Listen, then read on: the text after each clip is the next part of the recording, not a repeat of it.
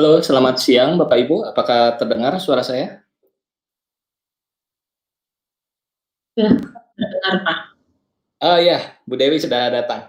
Ya baik, sebelum kita mulai, kita akan buka terlebih dahulu. Di sini sudah cukup banyak yang join dan kebanyakan di YouTube ya. Oke, baik. Oke, saya mulai. Bismillahirrahmanirrahim. Assalamualaikum. Selamat siang Bapak Ibu. Apakah terdengar? Ya, selamat siang Bapak Ibu. Kembali lagi bersama saya Oktav dari Bisa AI. Pada kesempatan ini kita akan melanjutkan sesi webinar dengan roundtable edisi yang ke-21, Special Edition Woman Researcher. Pada kesempatan ini kita sudah menghadirkan Ibu Dr. Dewi Yanti Liliana, dosen Politeknik Negeri Jakarta. Selamat siang Bu Dewi. Apakah sudah bergabung? Ya Pak, saya nyalakan video ya Pak. Ya boleh, silakan Bu. Oke, baik, sebelum dimulai mungkin saya sedikit intro terlebih dahulu mengenai Ibu Dewi. Boleh ya Bu ya? Ya silakan. Oke, baik. Ibu Dr. Dewi Yanti Liliana adalah merupakan dosen dari Politeknik Negeri Jakarta, jurusan Teknik Informatika. Saat ini ya bekerja sebagai dosen PNJ ya. Kemudian lulusan dari Doktor Ilmu Komputer Universitas Indonesia dan menamatkan S1 dan S1-nya di ITS dan juga S2-nya di UI ya. Benar ya Bu ya? Ya, pada kesempatan ini Ibu Dewi akan berbicara mengenai human emotion recognition dengan fuzzy dan machine learning. Jadi sedikit sinopsisnya mengenai human emotion recognition. Jadi pengenalan emosi manusia adalah bidang penelitian yang mengamati emosi dari wajah, suara, dan ekspresi manusia. Salah satu domain yang menarik untuk diteliti adalah deteksi emosi berdasarkan ekspresi wajah. Nah, di sini terdapat beberapa permasalahan seperti banyaknya ekspresi wajah yang mewakili emosi yang sama. Nah, pada acara ini kita akan membahas mengenai beberapa teknik dan metode. Salah satu contohnya adalah teknik artificial intelligence, yaitu fuzzy dan machine learning, yang akan dibahas oleh Ibu Dewi. Kemudian pada sesi ini juga akan ada sedikit cerita pengalaman dari Ibu Dewi untuk cerita mengenai pendidikan doktornya ya Ibu ya, yang telah diselesaikan pada tahun 2018. Mohon dikoreksi Bu. 2019 Pak. Oh, 2019, baik. Tahun. Ya, oke baik. Sebelum kita mulai, kita sapa dulu teman-teman yang ada di YouTube ya. Selamat siang Bapak Ibu. Di YouTube jelas ya suaranya. Oke, kemudian yang ada di Bisa Tampil. Oh ya, oke. Baik. Jadi sebelum kita mulai sedikit mengenai rules pada hari ini. Nanti Ibu Dewi akan bercerita ya, akan presentasi mengenai human emotion recognition. Diharapkan Bapak Ibu tidak memberikan chat terlebih dahulu sebelum ada instruksi dari moderator. Kemudian mohon tidak menyalakan webcam ya, hanya Ibu Dewi yang menyalakan. Kemudian teman-teman di YouTube boleh bertanya dan juga bisa tampil juga boleh bertanya. Dan teman-teman yang ada di community yang join di kantor Bis AI juga boleh bertanya, silakan chat ke saya, nanti saya akan sampaikan ke Ibu Dewi. Ya baik, sepertinya sudah banyak yang bergabung. Ibu Dewi, kami persilakan. Baik, terima kasih Pak Oktaviano Pratama. Selamat siang. Dan sebelumnya saya mengucapkan terima kasih atas kesempatannya ya yang luar biasa. Saya diberi kesempatan untuk sharing ya tentang riset yang saya lakukan selama studi 4 tahun studi S3 saya, dan kebetulan riset di bidang artificial intelligence atau kecerdasan buatan. Terima kasih Pak Oktav. Mohon izin saya share screen ya Pak. Ya silakan, bisa Bu share screen. Ya sudah muncul share screen saya. sedikit perkenalan lagi ya Pak ya tentang saya. Jadi benar saya adalah seorang dosen. Jadi awal karir saya pernah menjadi developer juga, programmer, tetapi kebanyakan dari karir saya adalah sebagai dosen, akademisi, dan peneliti seperti itu. Saya pernah menjadi dosen di Universitas Brawijaya selama 8 tahun ya di jurusan Teknik Informatika dan Ilmu Komputer. Lalu saat ini saya menjadi dosen aktif, afiliasi saya di Teknik Informatika dan Komputer Politeknik Negeri Jakarta, serta juga mengajar S2 di Magister Teknik Elektro PNJ dan di Magister Ilmu Komputer STIMIK Nusa Mandiri. Selain itu saya juga Academic Facilitator di Asia University AU Malaysia untuk program Bachelor of IT dan Bachelor of Digital Multimedia. Untuk aktivitas di asosiasi, saya bergabung di IEEE Indonesia dan juga menjabat sebagai sekretaris dari Women in Engineering IEEE Indonesia Section. Untuk kontak email ada di sini, bisa disaksikan. Oke, jadi tentang Politeknik Negeri Jakarta, tempat saya mengabdi saat ini, terdapat 4 program studi, ada Teknik Informatika, Teknik Multimedia dan Jaringan, Teknik Multimedia Digital, dan Teknik Komputer dan Jaringan. Jadi saya di semua program studi itu pernah mengajar seperti itu, tetapi aktif di Teknik Informatika. Ini tadi sudah dibacakan mungkin oleh Pak Oktav. Jika saya, jadi riwayat pendidikan saya itu adalah waktu S1 saya mengambil teknik informatika dengan skripsi genetic algorithm, jadi itu udah artificial intelligence ya. Dan S2 saya dalam particle swarm optimization dan fuzzy untuk human object detection saat itu. Lalu untuk S3 saya menekuni ke social signal processing dengan topiknya emotion recognition atau facial expression recognition dari UI ya, S2 dan S3 saya. Untuk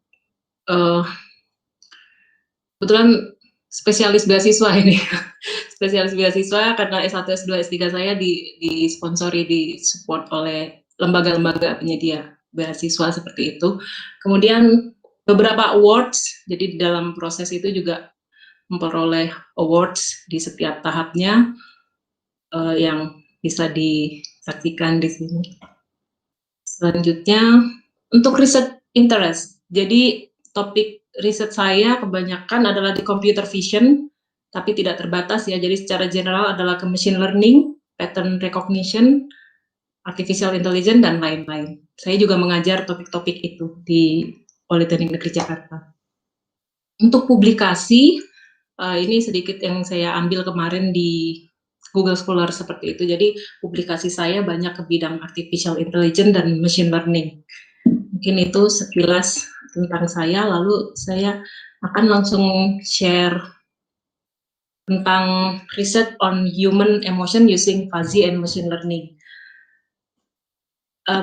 Jadi ada 3 sebenarnya. Jadi mohon maaf Pak Oktav, saya mau tanya untuk waktu presentasi ini saya berapa lama? 1 jam sampai 1 jam setengah, silakan. Oke, jadi saya bisa ini ya, itu tolong diingatkan kalau saya melewati waktu. Oke, jadi ada 3 yang akan saya share. Karena seperti ini, ketika saya memulai riset ini di tahun 2015, tidak banyak. Karena ini adalah bidang baru, jadi waktu itu pembimbing saya, supervisor S3 saya adalah Profesor Chan Basarudin dari Fakultas Ilmu Komputer Universitas Indonesia.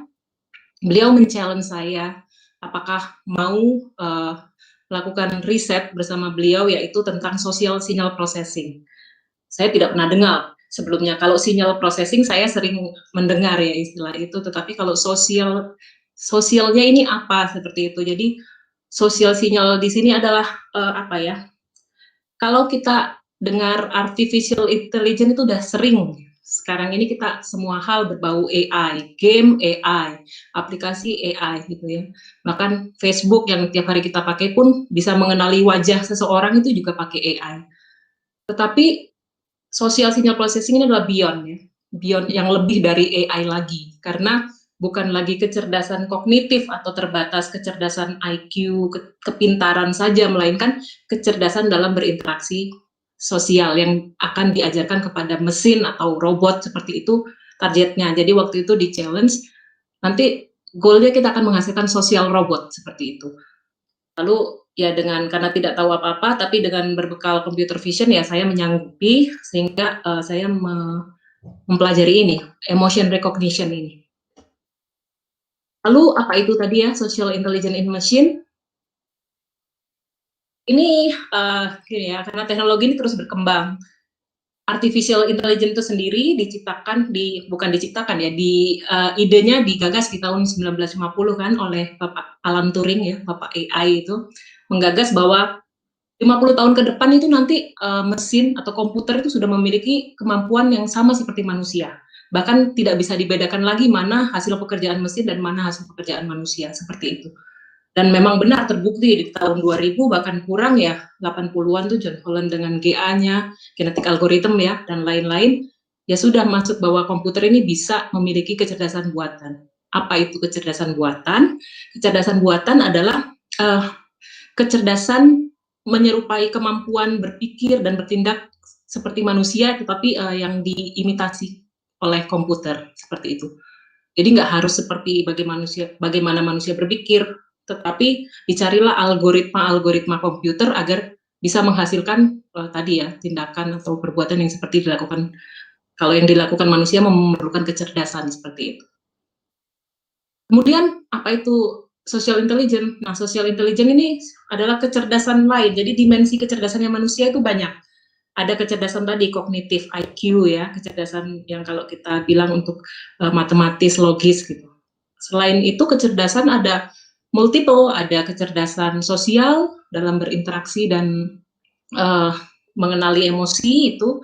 Lalu ada kecerdasan linguistik, bahasa, ada kecerdasan, ada juga kecerdasan lain-lain ya. Jadi kecerdasan kinestetik dalam sport ya, untuk bergerak, berolahraga, dan lain-lain ya. Kecerdasan musical dalam bermusik ya, ada orang yang secara intuitif langsung bisa musik. Jadi banyak sekali aspek yang belum digali. Ke depan AI ini akan menggali semua dimensi kecerdasannya manusia. Dan sekarang sebenarnya inisiasinya udah mulai 2000-an awal ya, 2001 sampai sekarang ini masih ongoing, emerging banget bidang sosial artificial intelligence. Jadi bagaimana membuat mesin itu secerdas manusia secara sosial, bisa berekspresi, bisa mengenali emosi dari nonverbal social signal. Apa itu nonverbal social signal? Nonverbal di sini artinya sinyal-sinyal yang tidak terkatakan lewat kata-kata. Kalau kita ngomong aku marah, nah itu jelas ya, robot pun bisa mengenali kata kuncinya ada marah, itu berarti marah. Tetapi dengan diam dan berekspresi saja, manusia itu punya kecerdasan alami buat mengenali emosi manusia, orang lain di sekitarnya. Nah inilah yang berusaha diajarkan atau dibuat sistemnya di mesin. Oke, jadi untuk berbagai keperluan ya, seperti itu contohnya untuk melihat dominasi di suatu, misalkan ada sekumpulan orang yang berinteraksi, ini kondisinya apa nih, siapa yang mendominasi, siapa yang tersubordinasi dan lain-lain ya, untuk mengenali emosi intinya. Ya, riset dalam SSP atau Social Signal Processing ini dimulai di Eropa ya, di tahun 2001-an, dan sudah ada komunitasnya sendiri, SSPNet namanya. Di sana sudah berkembangnya, sangat berkembang, dimulai dari Eropa, kemudian sampai muncul kompetisi-kompetisi ya untuk facial expression recognition ini. Gitu. Lalu mungkin apa bedanya pengenalan emosi gitu kan, pengenalan emosi dan pengenalan identitas gitu. Ini dua domain yang berbeda. Keduanya sama-sama membutuhkan artificial intelligence, keduanya sama-sama masuk ke bidang computer vision. Pengenalan identitas ini adalah unik ya. Saya nggak bilang orang kembar, tetapi sebenarnya identitas setiap manusia ini adalah unik.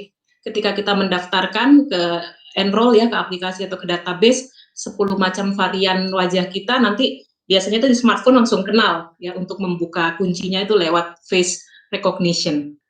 Ya, ini sudah lama ya, dan ini sudah sampai 100% pun akurasinya, karena cukup disimpan saja fiturnya seseorang itu kan unik, disimpan database-nya, setiap kali ada yang mau masuk ini siapa akan direcognize oleh mesin ya, machine learning.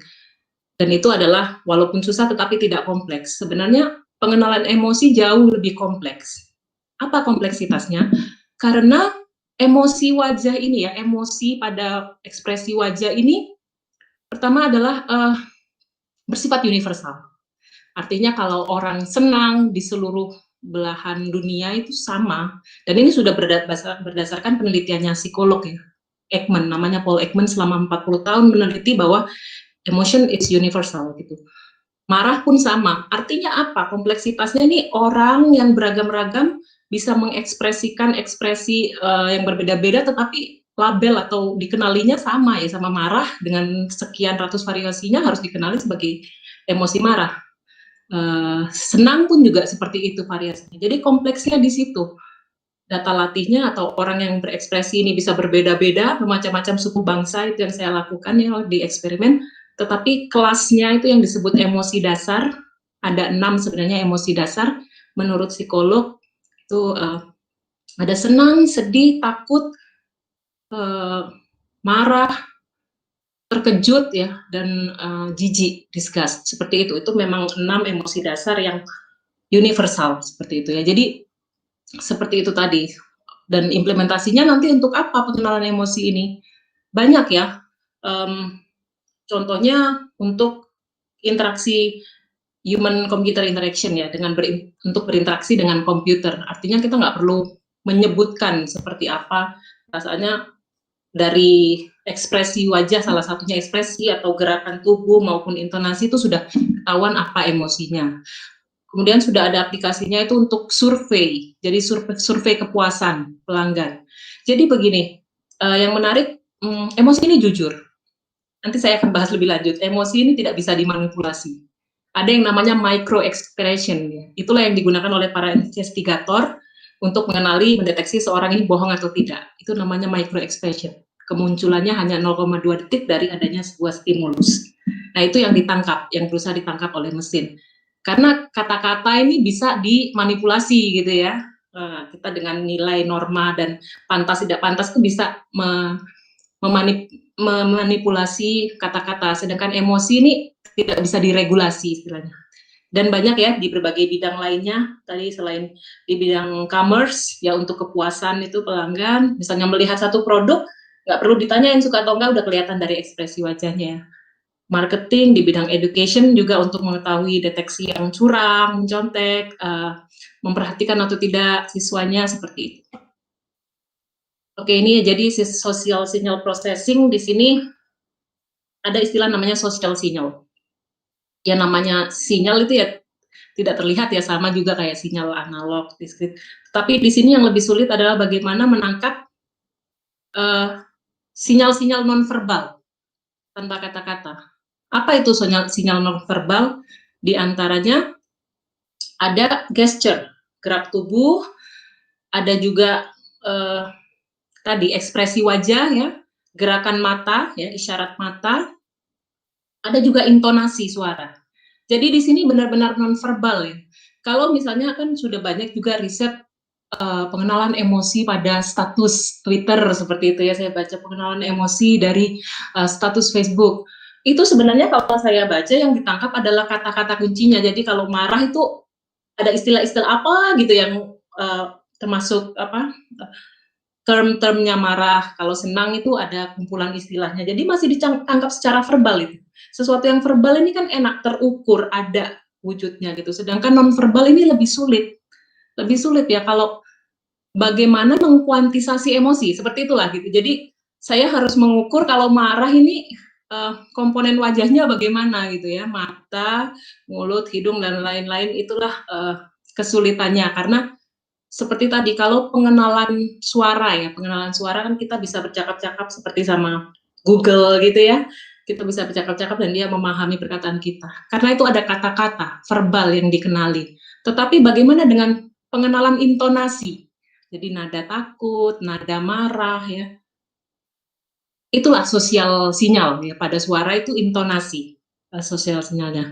Jadi dari intonasi itu bisa diketahui apa kondisi emosi seseorang. Ini saya lanjutkan. ini tadi ya, nonverbal yang disebut sosial sinyal sosial atau nonverbal cue. Ada facial expression atau ekspresi wajah ya, lalu ada gerak mata, gestur, prosodi ini adalah intonasi ya, nada atau ritme bicara, kemudian gesture ini adalah tentang posisi gitu. Posisi itu menunjukkan ada dominasi, nyaman atau tidak, seperti itu. Lalu kenapa SSP ini penting? Tadi ya, karena walaupun artificial intelligence sudah merajai ya, sudah menguasai berbagai bidang, tapi sebenarnya masih terbatas hanya ke cognitive intelligence tadi saja, kecerdasan logis dan rasional saja. Sedangkan aspek atau dimensi kecerdasan manusia yang lain belum banyak tereksplorasi ya. Seperti itu intinya. Jadi teknologi goal-nya itu ada untuk menyediakan mesin, komputer atau robot yang bisa berinteraksi secara natural dengan manusia dengan mengenali emosinya. Oke ya. Jadi dengan memodelkan social interaction. Nah, di sini yang saya akan highlight ya, mungkin ini bisa juga untuk kesempatan riset bagi yang tertarik. Ada dua hal yang merupakan problem di social signal processing atau SSP. Yang pertama adalah analisis, yang kedua sintesis. Ini dua hal yang berbeda. Analisis itu adalah bagaimana mesin mengenali emosi dari manusia, gitu ya. Sedangkan sintesis adalah bagaimana mesin mengenerate, membuat atau menciptakan emosi sebagai respon. Jadi biasanya memang analisis dulu.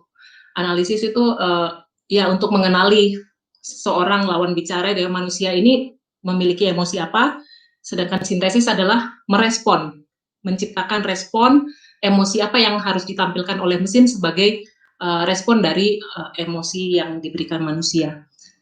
Untuk riset saya adalah di bidang analisis ya, atau understanding. Jadi saya recognize emotion, saya tidak generate emotion. Untuk metodenya, mostly memang saya menggunakan pendekatan machine learning ya. Hampir semua bahkan riset yang ada. Machine learning di sini dengan berbagai variasinya, baik yang supervised maupun yang unsupervised, seperti deep learning dan lain-lain.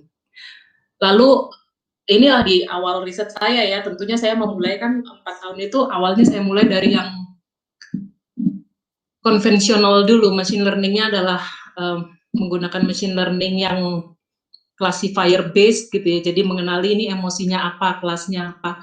Lalu seiring berjalannya waktu selama 4 tahun itu saya harus mencari kontribusi ya novelty yang belum ada, belum dilakukan bahkan oleh para researcher di seluruh dunia, sampai saya menemukan yang namanya fuzzy emotion itu sebagai kontribusi saya. Oke. Ini tadi tentang sinyal, mungkin bisa saya skip. Jadi ini adalah skema ya, gambaran dari SSP. Ada dua aktivitas. Yang pertama terkait pemrosesan, jadi data yang masuk dari sensor apapun itu, baik dari kamera, kalau dia berkaitan dengan ekspresi wajah, ataupun dari mikrofon, kalau berkaitan dengan suara, itu akan dipreproses dulu, barulah dengan algoritmanya ini harus diekstrak dulu, diidentifikasikan apa social cue-nya. Semua ya, baik supervised maupun unsupervised pun harus menentukan dulu apa sosial sinyalnya, seperti itu. Baru nanti di situ bisa direcognize ya, konteksnya itu apa, emosinya apa, dan sebagainya. Oke, facial expression. Jadi tadi kalau kita kembali ke sini, saya nggak usah dilihat semua, tapi dirangkum aja bahwa ini checklist ya. Jadi ini adalah social cue, jenis-jenis sosial sinyal, dan yang ke kanan ini dia kemunculannya di mana gitu. Intinya yang paling banyak checklistnya itulah yang paling dominan. Nah ini facial expression sama gaze ini kan hampir muncul di semua ya, tapi yang paling dominan facial expression.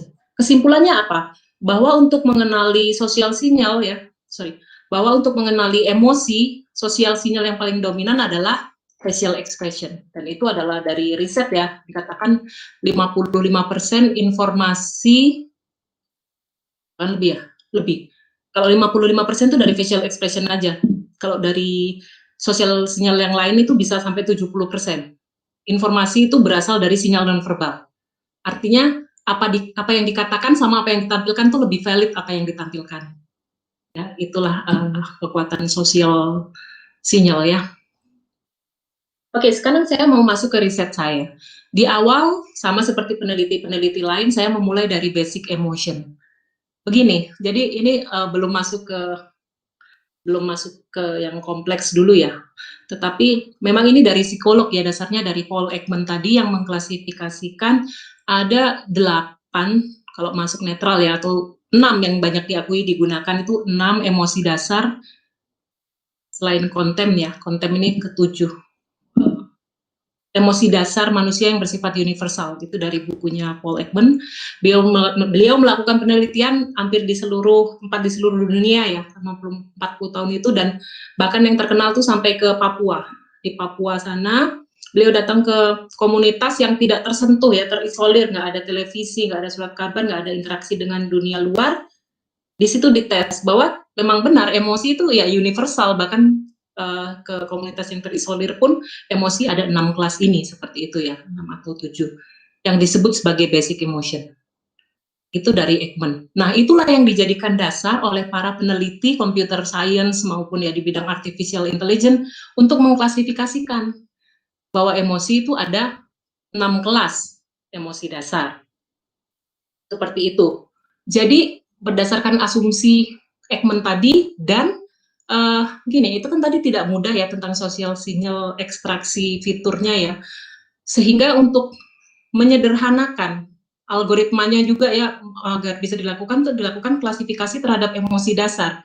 Nah ini jadi permasalahan lagi bagi psikolog ya. Selanjutnya setelah saya berkecimpung di dunia ini, ternyata psikolog itu dalam interaksi dengan pasiennya ya, kalau konsultan dan sebagainya itu gak cukup manusia itu emosi dasar gitu. Ternyata saya gali lagi dengan sekian banyak studi literatur dan lain-lain, itu yang dilakukan di computer science karena asumsinya itu ya yang mudah dikenali ya 6 kelas ini aja. Bagaimana mengenali yang kompleks-kompleks tadi itu belum banyak dilakukan. Lalu saya gali lagi, ternyata ada effort di Amerika itu ya, 2011 itu. Namanya mixed emotion. Nah ini udah mulai mendekati emosi real manusia nih. Jadi mixed emotion itu adalah kemunculan kombinasi dari emosi dasar secara bersamaan, simultan ya, dengan bersamaan atau dengan transisi yang cepat. Ini sudah mendekati emosi yang sebenarnya, karena kalau di teori psikologi, emosi itu tidak terbatas 6, ada yang namanya disebutnya ya complex emotion atau compound emotion ya. Mixed emotion itu sendiri sangat luas ya, sangat sampai ribuan bahkan ya jenisnya seperti itu. Nah, tapi ya keterbatasan algoritma AI itu sendiri yang masih ke basic emotion. Maka riset di tahun kedua saya mulai diarahkan ke mixed emotion. Karena saya nggak boleh ngerjain apa yang udah ada gitu. Kita nggak boleh reinventing the wheel gitu kan, udah ditemukan. Oke. Nah, jadi saya sudah selesai dengan basic emotion di tahun pertama. Di tahun kedua saya mulai masuk nih ke mixed emotion. Jadi kemunculan emosi yang emosi dasar secara bersamaan. Itu sudah dilakukan ya. Sudah dilakukan, bahkan ini dari 6 itu di sini jadi 22 kelas. Dan itu juga sudah saya lakukan. Nah, bagaimana sih sebenarnya, tadi saya kembali ke kuantisasi emosi, kuantisasi ekspresi wajah. Gimana sih cara mengkuantisasikan atau menumerikan ekspresi wajah? Di sini Paul Ekman ya, ini bapak emosi gitu ya, bapak psikolog bidang emosi, telah menciptakan yang namanya facial action coding system atau FACS ya namanya, FACS itu, untuk mengukur pergerakan muscle otot-otot wajah ya. Jadi beliau mengkodekan namanya action unit. Action unit ini yang digunakan sebagai dasar untuk pengenalan ekspresi. Nah ini yang digunakan researcher di seluruh dunia nih. AU namanya, action unit. Jadi kalau yang namanya happy itu adalah kemunculan AU 6, 12, 25 dan seterusnya. Jadi seperti ini nih artificial intelligence-nya yang dikerjakan ya, membuat model jika dilihat kemunculan dari kombinasi AU ini dan inilah emosinya. Itu yang banyak dilakukan dan saya juga pernah melakukannya dengan FACS. Lalu ada pendekatan lain yang nanti saya akan cerita.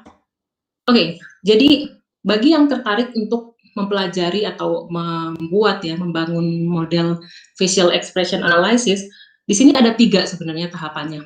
Yang pertama adalah face acquisition, harus dapat dulu area wajah. Misalnya kan kita pakai face berarti sensornya kamera ya. memisahkan antara area wajah dengan non wajah, background dan lain-lain, rambut dan lain-lain ya. Selanjutnya, untuk face acquisition sendiri ada face detection dan head pose. Head ini bisa macam-macam orientasinya, bisa depan, frontal, atau ke samping ya, profile seperti itu.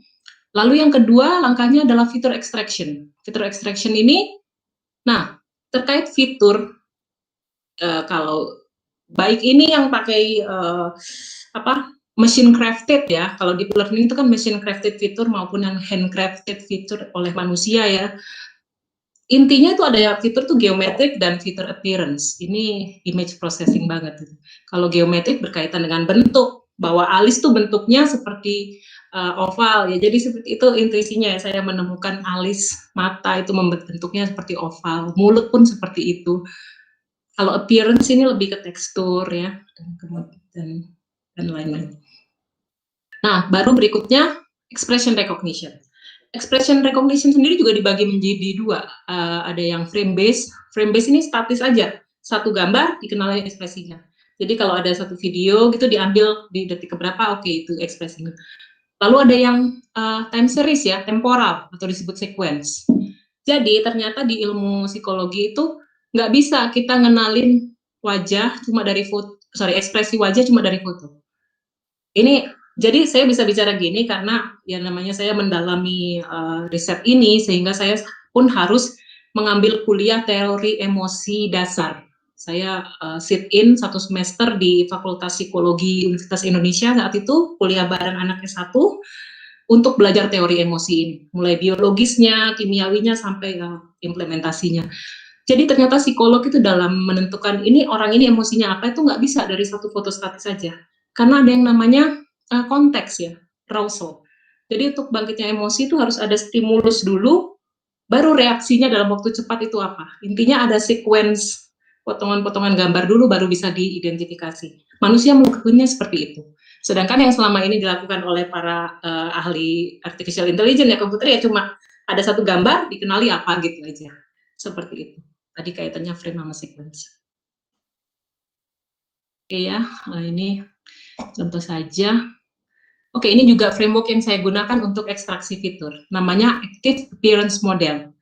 Ini adalah AAM ini ya, framework yang berbasis template matching. Ini udah masuk ke machine learning juga ya, di dalamnya metodenya dengan machine learning, diberikan contoh, ada data training, nanti dia bisa mengenali segala macam titik-titik penting pada wajah. Intinya seperti itu. Ini mungkin teknis ya, nggak usah saya cerita. Lalu tentang pengenalan ekspresi atau wajah sendiri, tadi kan ada dua ya, yang frame based sama yang temporal atau sequence.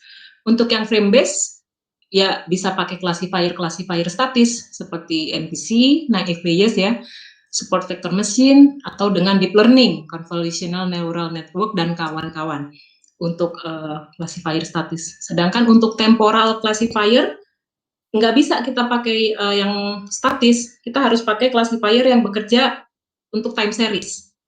Nah, disitulah saya, diantaranya ada hidden Markov model, ada RNN ya, recurrent neural network, dan juga yang pernah saya implementasikan dengan conditional random field. Intinya begitu sih. Ini tadi adalah hasil review, sehingga mungkin para audiens yang tertarik untuk riset bisa masukkan dulu nih, di mana posisinya, apa yang mau dieksplor seperti itu. Oke ya, karena saya sendiri membuat ini ya dari studi literatur yang sekian semester ya, sampai bisa membuat peta seperti itu tadi, bagian dari itu riset. Kemudian ya pengenalan, nah ini terkait pengenalan, ini kaitannya dengan fitur. Tadi kan ada yang menggunakan action unit, facial action unit, ada juga yang menggunakan facial point. Jadi itu yang banyak saya lakukan, pakai titik-titik wajah ya, bukan ke aktivitas otot. Oke, ini sedikit mungkin yang sudah pernah kami hasilkan. Jadi nggak langsung ya saya ke fuzzy emotion, tapi saya memulai dari basic emotion dulu di 2016. Mulai seperti itu ya. Jadi untuk mengenali emosi dasar, intinya untuk mengenali emosi dasar sudah bisa. Lalu di situ saya menemukan bahwa sebenarnya terdapat interclass ambiguity. Jadi antar kelas wajah ini ada ambiguitasnya. Contohnya marah sama jijik. Ini hampir mirip loh ekspresinya gitu. Lalu kontem dan netral, itu juga hampir mirip. Sehingga waktu itu classifier yang saya gunakan adalah FCM ya, Fuzzy C-Means gitu ya, untuk clustering dengan voting. Jadi saya hitung nilai fuzzy-nya, nanti ini program yang saya buat ya untuk mengenali ekspresi wajah. Nah, ini yang paling tinggi apa? Bukan intensitas ya, nilai degree dari emosinya. Nah, itulah yang di voting menjadi label kelasnya. Dan ini kan sama ya, secara visual kita lihat adalah happy, dan ini emang kelas happy, dan hasil pengenalan komputernya adalah happy juga. Oke, ini intinya ini adalah ya akurasinya ya, udah waktu itu awal, penelitian awal 80%. Oke, saya lanjutkan. Berikutnya, gitu, ini juga pekerjaan, ini Icak sini, saya presentasi di Jeju ya, di Korea. Waktu itu saya udah mulai ke arah mixed emotion, karena itu yang peneliti tidak berani ke arah itu, tidak banyak, karena kompleksitasnya tadi untuk mengenali. Awalnya mixed emotion saya ini adalah kombinasi dari dua emosi dasar, kombinasi dari dua basic emotion, yang muncul secara simultan, bersamaan ya, dan saya berusaha mengenalinya, seperti itu, pakai SVM-CRF, jadi support vector machine dan conditional random field. Ya, seperti ini. Ya, menggunakan 12 kelas, bukan lagi 6 kategori, tapi 12. Nah, ini hasilnya ya. Nanti saya akan cerita bahwa saking belum ada yang berani ke mixed emotion, complex emotion, sehingga kendala saya tidak tersedia dataset. Padahal kalau orang yang belajar dengan artificial intelligence, machine learning ya, khususnya supervised itu, bagaimana sih komputer bisa mengenali objek apapun itu pasti karena data setnya, data trainingnya gitu. Tapi tidak tersedia gitu. Makanya profesor saya, kamu harus develop sendiri, kamu bangun dataset gitu. Dan in the end, nanti saya akan cerita bahwa saya berhasil membangun dataset itu ya, di sini gambarnya. Bahkan ini malah digunakan peneliti dunia saat ini, seluruh peneliti yang sudah, karena saya yang manage ya, itu saya tahu ada dari India, dari Denmark, dari berbagai negara malah menggunakan dataset saya itu. Oke, jadi ini hasilnya yang mixed emotion pertama ya, gabungan dari dua emosi. Waktu itu namanya riset itu ya, apalagi riset S3 ya, saya nggak bisa banyak berdiskusi, harus banyak memutuskan sendiri gitu, gimana ya, saya diskusi dengan pembimbing, dan juga saya punya pembimbing dari psikologi UI ya, Dr. Imelda Dian namanya, bahwa ya sudah, kalau emosi campuran kita voting aja juga, misalnya yang muncul, saya kan pakai 7 frame nih, 7 frame bersamaan, jadi dia multi file kan, kalau di frame 1 surprise, terus frame 4-7 angry, makanya namanya angrily surprise, gitu aja labelnya waktu itu. Ya jadilah ini mixed emotion yang saya presentasikan di banyak ya, di Korea, di Thailand juga dan sebagainya, karena saya pakai berbagai metode komparasinya ya. Akurasinya sudah sampai 90%, dan ini adalah temporal, saya pakai video. Oke, ini apa ya? Facial expression recognition. Jadi kalau yang mau mainan di emotion recognition, ada dataset klasik yang terkenal namanya CK, Con-Canada. Ini dasar deh, acuan yang digunakan ya, banyak digunakan untuk, karena itu terdiri dari multi etnis ya, multi etnis di seluruh dunia. Oke, dan akurasinya udah 98%, waktu itu sudah semakin meningkat ya. Nah, lalu saya juga mau cerita, saya terlibat juga sama Dia Pitaloka waktu itu, mahasiswa S2 bersama Pak Basarudin juga. Dari riset saya itu digunakan sebagai data training untuk yang tadi, synthesize. Kalau saya kan analisis ini kan mengenali atau mengenali emosi ya, understanding. Sedangkan dia waktu itu saya ikut membantu adalah untuk generate respon. Ya, generate. Jadi dengan input menggunakan deep learning, waktu itu namanya generative adversarial network ya. Jadi dengan satu input saja, kita lihat di sini kolom paling kiri ini kan ada gambar-gambar ya, ada Dian Sastro, ada Nicholas Saputra. Ini di training sehingga bisa dibuat ya, di generate berbagai jenis emosi hanya dari inputan emosi yang netral ini aja kan. Ini wajah netral ya kolom 1, tapi bisa kita lihat hasilnya. Kita fokus Mas Niko aja. Nah, di sini angernya seperti apa kalau di ini sudah hasilnya mesin ya, sintesis. Ini disgust, ini biji, ini fear, happy, dia jadi tersenyum, sad, dari bibirnya ya kelihatan surprise, agak membuka. Ini tadi contoh yang generate. Saya nggak main ke generatif ya, saya di analisis, tapi kita kolaborasi. Jadi riset ini juga saya ikut terlibat. Oke, lalu tentang potensi. Potensi riset ini masih sangat terbuka luas ya, dan banyak area yang bisa dieksplor. Untuk synthesize ini masih sangat open. Analisis juga seperti itu ya. Ketersediaan dataset.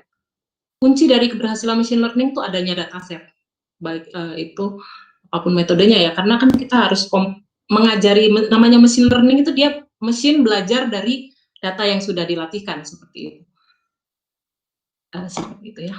Oke, kemudian tadi ya, ini adalah multidisipliner. Mungkin itu dulu, saya masih banyak sih sebenarnya. Saya mau ke demo dulu ya, mungkin saya akan tunjukkan di slide berikutnya. Oh, mungkin saya akan ke sini dulu aja. Ya, ini sedikit aja, ini saya presentasikan waktu di Nagoya ya. Jadi gini, kendalanya saya mau ke mixed emotion, pengenalan mixed emotion, tapi masalahnya apa? Masalahnya dataset yang tersedia untuk publik itu hanya terbatas di basic emotion tadi, karena semua pemain ke basic emotion dengan asumsi kan yang mudah diklasifikasi yang basic. Jadi padahal ada problem nih, ada gap ya. Kalau psikolog bilang problem realnya itu ya real emotion, mixed emotion gitu. Terus gimana dong kalau nggak ada dataset, ya nggak bisa saya melakukan eksperimen. Oke, lalu profesor saya minta kamu bangun sendiri dataset. Nah, ini luar biasa, waktu saya studi saya juga harus membuat IMET ya, itu dinamai IMET, Indonesian Mixed Emotion Dataset, untuk menambah hasanah dataset facial expression di dunia ya, seperti itu. Nah, ini ya. Nah, ini saya mengulas ini juga penting, Bapak Ibu yang mau mainan di emotion recognition harus kenal ini dataset-dataset yang tersedia. Di paper saya ini saya sudah review ya dataset yang tersedia sampai saat itu, dan di sini penambahan yang saya kembangkan ya, saya dan tim, bantuan dari tim, menggunakan 15 orang aktor talent ya, 9 perempuan, 6 laki-laki, dan dari berbagai etnis di Indonesia, mulai dari Padang, itu ada Batak, Padang, Jawa, sampai Nusa Tenggara, Manado juga ada gitu. Memang dibuat ya, di setting seperti itu, mengekspresikan ini tadi ya, mixed emotion dengan frontal view ngadep ke depan. Nah, inilah talent saya ya, mungkin bisa dilihat. Beliau-beliau ini, mereka ini adalah dari aktor teater Fakultas Psikologi ya, mereka psikolog ini, psikologi UI, ada beberapa juga dari teater luar, artinya ya memiliki kemampuan acting lah ya, seperti itu. Ini proses pembangunannya, nah ini seperti ini ya, saya dibantu mahasiswa saya dari PNJ untuk pembangunan datasetnya. Seperti ini ya produksinya, jadi dikasih skenario.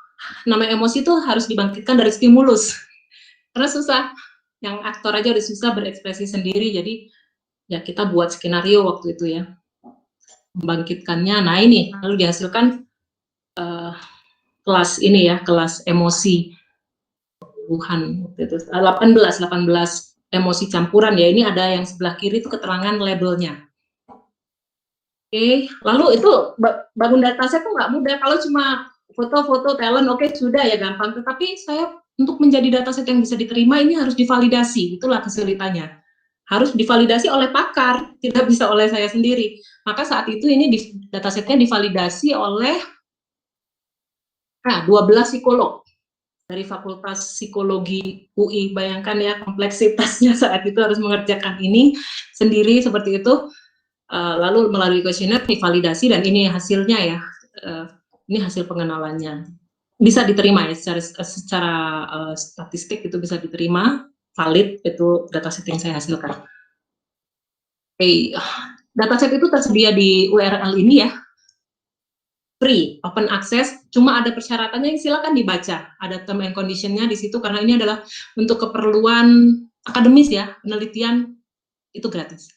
Untuk membeli dataset itu saya beli BP4D itu, ya kita juga berlanggan waktu itu di UI sama tim riset, itu satu dataset sekitar $40 bayarnya. Jadi saya menyediakan dengan gratis, cuma ada term and condition-nya, silakan dibaca aja di home-nya. Ini bisa digunakan untuk riset Bapak Ibu, ya para audiens. Oh ya, ini waktu ini contohnya, jadi kan saya temporal ya. Ini para talent. Ya itu kategorinya ya, mungkin bisa dilihat ya. Dan ini bagaimana classifier yang saya bangun, si machine learning ini bisa mengenali ini. Oh, dan ini dataset ini memang open access publik, tetapi sudah saya daftarkan hakinya, hak kekayaan intelektualnya dengan hak cipta ya, ada surat pencatatannya. Akan bisa dimanfaatkan, alamatnya di sini. Oke, mungkin sekarang ada waktu ya Pak Okta. Saya mau demo juga sih. Oke, sekarang silakan, lanjut Bu. Lagi ya. Ya, masih saya lanjut lagi ya Pak. Tadi itu perjalanan ya, namanya riset nggak bisa tiba-tiba langsung selesai gitu, karena saya mulai dari basic, ada masalah apa, ada gap dan sebagainya, masuklah saya ke mix emotion. Tadinya saya kira mau buat pengenalan gabungan dua emosi gitu saja. Nah di sini ya, ternyata ekspresi wajah itu 55% dari informasi yang menyampaikan apa ya, ke situasi yang sebenarnya. Jadi seperti ini juga saya belajar bahwa sebenarnya kenapa sih kok akhirnya interrogator atau psikolog tuh lebih percaya pada emosi wajah manusia dibandingkan dengan kata-katanya. Karena kata-kata itu bisa lebih dibuat. Ini begini, ini memang sudah secara biologisnya diproses di bagian otak yang berbeda. Kata-kata itu diproses di neokorteks atau otak modernnya manusia. Disitulah tempatnya nilai, ya. Neokorteks ini hanya dimiliki primata tingkat tinggi, seperti ya primata tingkat tinggi lah. Jadi mereka tahu baik, buruk, pantas, tidak, aman, tidak, bahaya, atau tidak, seperti itu. Jadi kata-kata itu diproses di neokorteks. Sedangkan emosi itu diproses di otak, di sistem limbik ya, di sistem limbik, beda, bukan di neokorteks. Dan itu cara kerjanya sistem limbik ini adalah respon fight or fight, flight, freeze itu ya. Jadi sistem limbik ini adalah otak untuk adaptasi, untuk bertahan hidupnya organisme atau makhluk hidup. Sehingga emosi pun diproses di sistem limbik yang itu sifatnya adalah yang adaptif tadi, namanya respon manusia secara psikologis ada 3. Fight itu action ya, melawan. Flight ini kabur ya, menghindar, sama freeze itu diem. Surprise itu freeze. Kalau flight itu kabur itu yang takut gitu ya, sedih gitu. Kalau fight itu marah, sedih, ya itu semua primata ya, saya bisa katakan punya emosi yang sama seperti itu. Nah, tadi kata-kata diproses di neokorteks, sedangkan emosi diproses di limbik. Dan itu sifatnya jujur. Saya berkali-kali kasih contoh, misalnya kita pegang panci yang panas di depan pacar kita gitu, biar kelihatan keren kan, kita nggak mungkin bilang, oh nggak apa-apa, pasti bilangnya nggak apa-apa gitu. Tapi ekspresi wajah nggak bisa. Pasti terkejut dan sebagainya. Itulah yang menandakan bahwa ekspresi wajah ini jujur. Tapi ekspresi wajah yang seperti apa? Tadi saya bilang, karena ini nih, karena saya udah menggeluti bidang ini, saya ikut sertifikasi juga untuk facial expression recognition ya. Ada yang namanya masking, persona, micro expression. 3, apa itu? Persona adalah ekspresi yang ditampilkan sesuai keinginan orang ya. Contohnya saya sebagai dosen, kalau di depan mahasiswa kan saya harus berwibawa dan sebagainya, itu namanya emosi persona ya. Kalau masking ini adalah emosi yang diregulasi, dibuat. Ini orang apalagi kalau udah terlatih bisa banget ini.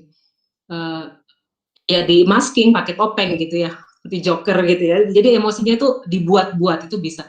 Tapi ada yang namanya micro expression. Nah inilah yang para pakar psikolog ini bahkan ada sertifikasinya ya untuk micro expression analysis. Ini adalah momen kemunculan yang hanya 0,2 detik di awal stimulus ya. Dan itu adalah sifatnya jujur. Itu bisa dilihat, itu ilmunya panjang lagi deh itu untuk mengenali dia micro expression itu ada sertifikasinya, dan saya juga udah pernah ikut itu sampai karena saya menggeluti benar-benar ke riset saya ini ya. Nah intinya ternyata emosi manusia itu dimensinya lebih luas lagi. Di sini saya tidak lagi hanya membaca Ekman ya, tetapi saya juga elaborate langsung ke Plutchik. Nah ini terkenal juga ya, emotion wheel. Lucic ini ya, seorang psikolog juga yang mendeskripsikan kompleksitas dan keluasan emosi manusia. Beliau memodelkan kalau Ekman pakai basic emotion yang 6 tadi, Lucic malah membuatnya ini, emotion wheel ya, roda emosi ini, berbentuk cone malah. Nah, di sini terdapat, emang awalnya yang lingkaran utama itu adalah basic emotion ya, tapi sebenarnya itu membentuk emosi-emosi lain yang lebih kompleks, bahkan sampai terdapat 34.000 jenis emosi yang berbeda. Ini aliran psikologi ini ya, yang psikologi emosi Bapak Lucic yang menciptakannya ya. Tapi kemudian Lucic menyederhanakannya dengan menekankan ke 8 emosi dasar sebagai emosi utama tadi ya, karena kalau 34.000 itu nggak mungkin kita bisa tahu semua ya. Jadi di sini ada macam-macam. Ini sampai ke intensitasnya ya, mulai yang warnanya dominan itu dia berarti ekstrim. Rage itu marah banget, marah ekstrim gitu ya. Yang kurang itu anger, marah aja gitu. Sampai annoyance itu abai, karena marah itu jadi cuek gitu, dan sebagainya. Intensitasnya semakin ke bawah semakin kecil, semakin ke atas semakin tinggi. Sama juga nih, surprise tuh, di atasnya surprise itu terkejut, ada lagi amazed ya, sangat terkejut, dan lain-lain, seperti itu. Nah, berangkat dari ini, saya bersama supervisor saya dan pembimbing psikologi bilang, ini loh, human emotion tuh seperti ini, nggak terbatas seperti yang udah ada, banyak kan sekarang itu penelitian human emotion, cuma 6 emosi itu aja. Dan yang menariknya, ternyata manusia itu bisa menampilkan banyak emosi secara bersamaan. Gini, jadi orang bisa marah sambil dia seneng gitu. Bukan nggak bergantian, itu bisa. Seperti itu dari teori psikologinya. Nah, kalau pakai classifier machine learning yang ada semuanya ini di dunia, ya nggak bisa. Kalau dibilang marah, ya udah marah aja. Seperti itu. Karena dia sistemnya, classifiernya voting ya. Intinya dari situ, Pak.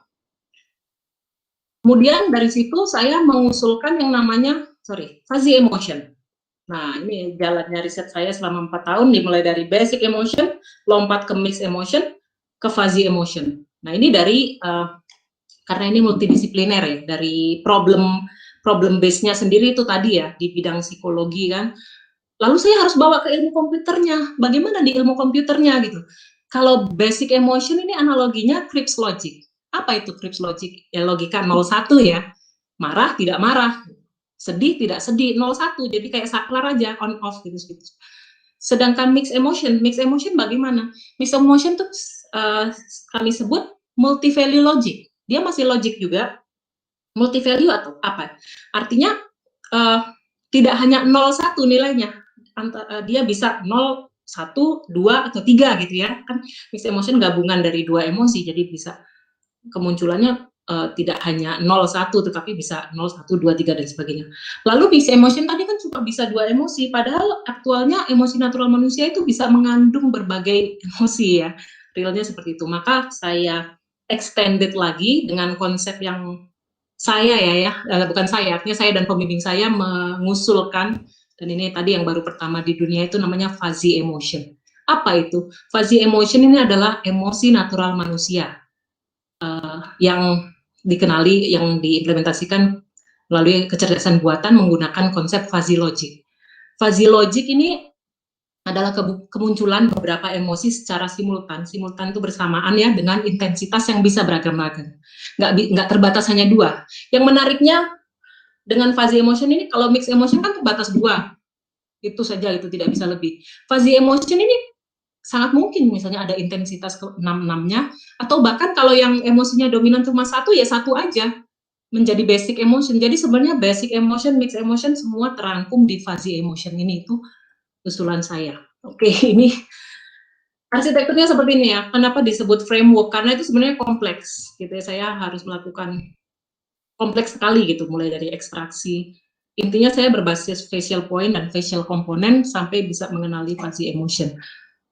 Nah, ini konsep usulan saya, dan ini adalah model ya yang saya bangun sendiri. Saya baru merasa ini ya, menghasilkan model matematika sendiri sampai harus, bukan sekedar model, saya kan harus juga membuat persamaannya ya. Jadi cone inilah yang merupakan, yang dinamakan fuzzy emotion, di mana emosi manusia itu bisa jatuh di dalam ruang cone 6 dimensi ini. Misalnya dia jatuh di sini, berarti dia punya intensitas angry berapa ya, intensitas sad berapa, surprise berapa, dan sebagainya. Bedanya apa dengan classifier yang ada? Kalau Fuzzy ini mungkin seperti apa ya? Mungkin bisa saya ceritakan kalau Fuzzy ini bukan benar salah ya, persepsi. Dia dari fuzzy perception. Ada seseorang yang melihat gambar, kita sering nggak lihat di internet itu terlihat seperti pemandangan, padahal itu gambar orang laki-laki sama perempuan seperti itu. Itu perception kan? Karena persepsi seseorang ini berbeda-beda.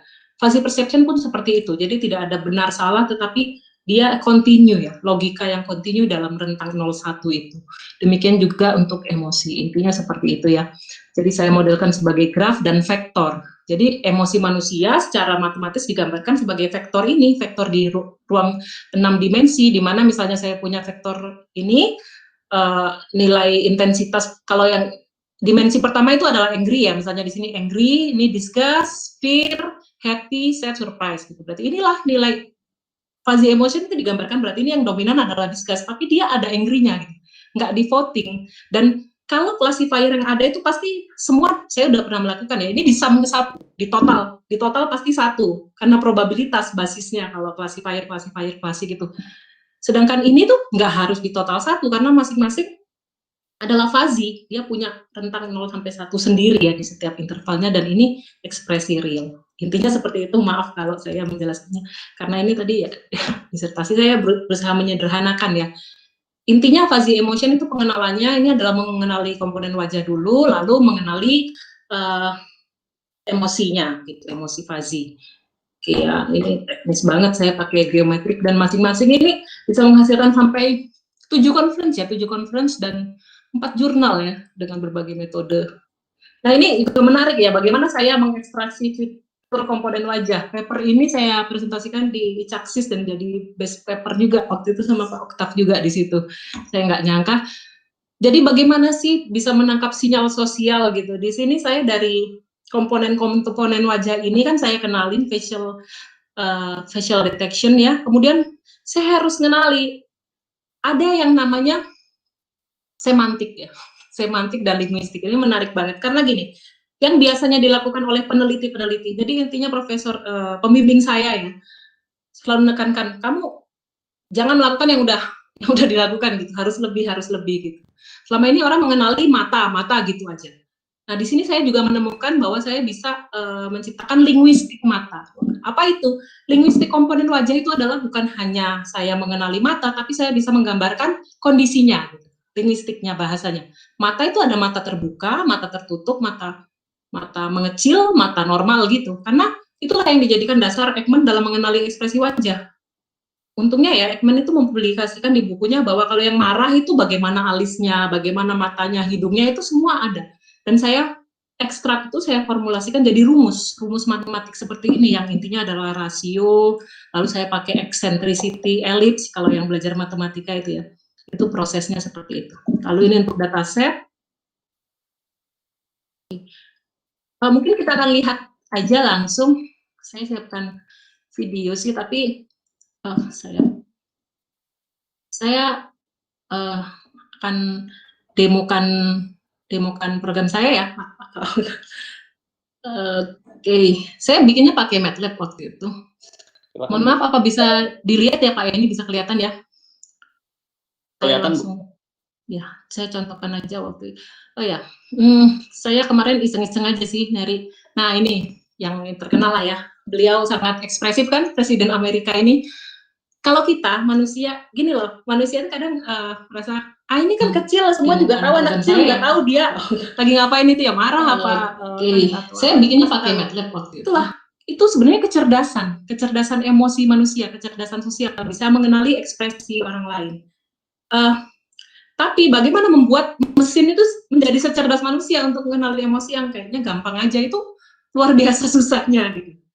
Dan mumpung saya bahas ini, tidak semua manusia bisa mengenali kecerdasan, tidak semua manusia memiliki kecerdasan untuk mengenali emosi orang lain. Jadi ada disorder ya, kelainan-kelainan di psikologi itu, sindrom namanya alexithymia, Asperger, yang tidak bisa mengenali emosi orang. Jadi saya banyak tahu karena saya ya itu tadi melakukan konsultasi dengan psikolog, dan aplikasi ini sangat bermanfaat buat ada orang yang akhirnya tidak bisa diterima ya bergaul, berinteraksi di lingkungan sosial karena tadi ternyata Asperger gitu. Ternyata Alexithymia. Oke, saya kasih contoh. Ini saya ini aja deh, debug agak lama nggak apa-apa. Jadi ini adalah fuzzy emotion versi yang ya terakhir ya saya hasilkan. Pertama, ini tadi saya aktifkan debug ya, kalau nggak mungkin nggak selama ini. Dia akan bekerja tadi pertama untuk melocalize atau mendapatkan wajah dulu, seperti itu ya. Ya ini tadi active appearance model yang saya implementasikan. Ini machine learning ya. Jadi awalnya dia masih error dulu kan, tapi dengan belajar dari data training dia sampai bisa mengenali area-area komponen wajah. Lalu barulah dia deteksi komponen wajahnya itu ya. Jadi di sini dapat area yang saya gunakan adalah mulut, hidung, mata, dan alis. Oke. Barulah di sini kita bisa nah, di sini emotion result-nya. Kalau Bapak Ibu sekali melihat ya, di sini adalah surprise dengan intensitas 1. Berarti ini apa? Extreme surprise ya, di sini deskripsinya. Kalau saya lihat, senangnya lihat angkanya aja kuantitatif, dan ada sedikit, karena dia di bawah 0,3 ini, disgust, ada jijiknya ya, light disgust. Apa ya? Ya ini terjemahnya. Dan yang lucunya, menariknya ini tuh, manusia tuh punya kecerdasan gitu untuk mengenalin ini gitu. Tetapi ketika ada program saya ini malah rekan-rekan lab atau apa lebih percaya sama AI gitu untuk mengenali apa emosinya ya. Ini surprise disgust. Ya yang muncul 2. Sekali lagi ini tidak di voting ya. Kalau tadi saya jelaskan bahwa waktu yang saya hasilkan di awal basic emotion tuh biasanya berbentuk probabilitas, mana yang tertinggi ya itulah yang menjadi label kelasnya. Begitu prinsip kerjanya classifier apapun. Tetapi ini adalah fuzzy, bukan probabilitas ya. Ini adalah nilai intensitas fuzzy. Ini intensitasnya maksimal gitu ya. Terus dan juga ya emosinya surprise disgust. Kalau kita lihat di about ini ada Plutchik menyatakan surprise disgust itu unbelief. Wah, itu nah, spesifiknya ya, nama emosinya adalah unbelief. Mungkin ini apa ya, dikabarin mau di impeachment kali ya, gitu, unbelief. Itu seperti itu. Oke. Mungkin masih ini lagi ya, demo lagi ya. Saya di sini punya, ada Bu Susi nih, ada Bu Susi. Oke. Nah, kalau ini kan ada teksnya nih. Biasa pengenalan emosi kalau dari teks enak aja, dia pakai kata kunci. Kalau marah itu biasanya ya kata kuncinya ya marah, kesal, dongkol dan sebagainya itu pasti klasifikasinya marah. Tapi kalau ini dari ekspresi, gimana sih ngajarin komputer dengan machine learning biar kenal ekspresi gitu? Tahu ini apa? Kalau nggak di debug, kita nggak usah debug ya. Ini filenya besar yang ini size-nya, jadi mungkin agak lama. Sorry. Oke. Ya ini udah versi berapa ya? Saya iterasi berkali-kali, banyak program yang saya hasilkan dari basic sampai mix sampai yang terakhir ini. Maaf agak. Saya tadi dapatnya file yang besar. Oke. Oh nanti saya akan. Oke. Ini quiz detection-nya. Nah inilah nilai komponen wajahnya ada di sini nih. Kalau kita lihat dulu ke sini ya, ini belakangnya. Sebenarnya saya bisa mengenalinya dari sini nih, seperangkat rule fuzzy-nya waktu saya inferensi fuzzy, kalau yang tahu fuzzy dari ini. Jadi ini yang disebut linguistik dari komponen wajah. Alis kiri naik, coba kita lihat aja ya. Alis kiri naik, alis kanan naik, alis dalam mendekat, mata kiri membesar ini ya, mata kanan normal, hidung normal, ini ya bibir bawah menyempit dan sebagainya. Dari situlah saya bisa generate, ini emosinya adalah oke. Ini ekstrim nih, ekstrim angry dengan intensitas 0,9 dan emosi lain nggak ada ya. Emosi yang lain, ini kan menjadi basic emotion aja. Inilah kelebihannya fuzzy emotion. Dia itu nggak harus mix. Kalau memang yang muncul dominan cuma satu emosi, ya dia jujur satu aja yang keluar gitu, yang lain enggak. Oke, ini extreme angry ini kenapa? Oh ya memang marah-marah kan, bener berarti. Kalau ini bisa dilakukan oleh mesin, bisa berinteraksi mesin. Masih boleh contoh lagi ya Pak? Oke, oh ya, oh di sini saya punya siapa? Kalau kacamata ya, ada Pak Anies nih, kacamata bisa, cuma saya yang mungkin saat itu kan belum musim pakai masker ya, jadi saya masih belum bisa untuk masker ini, saya harus gimana ya, karena mulut itu dominan, banyak rule yang dari mulut, komponen mulut seperti itu ya.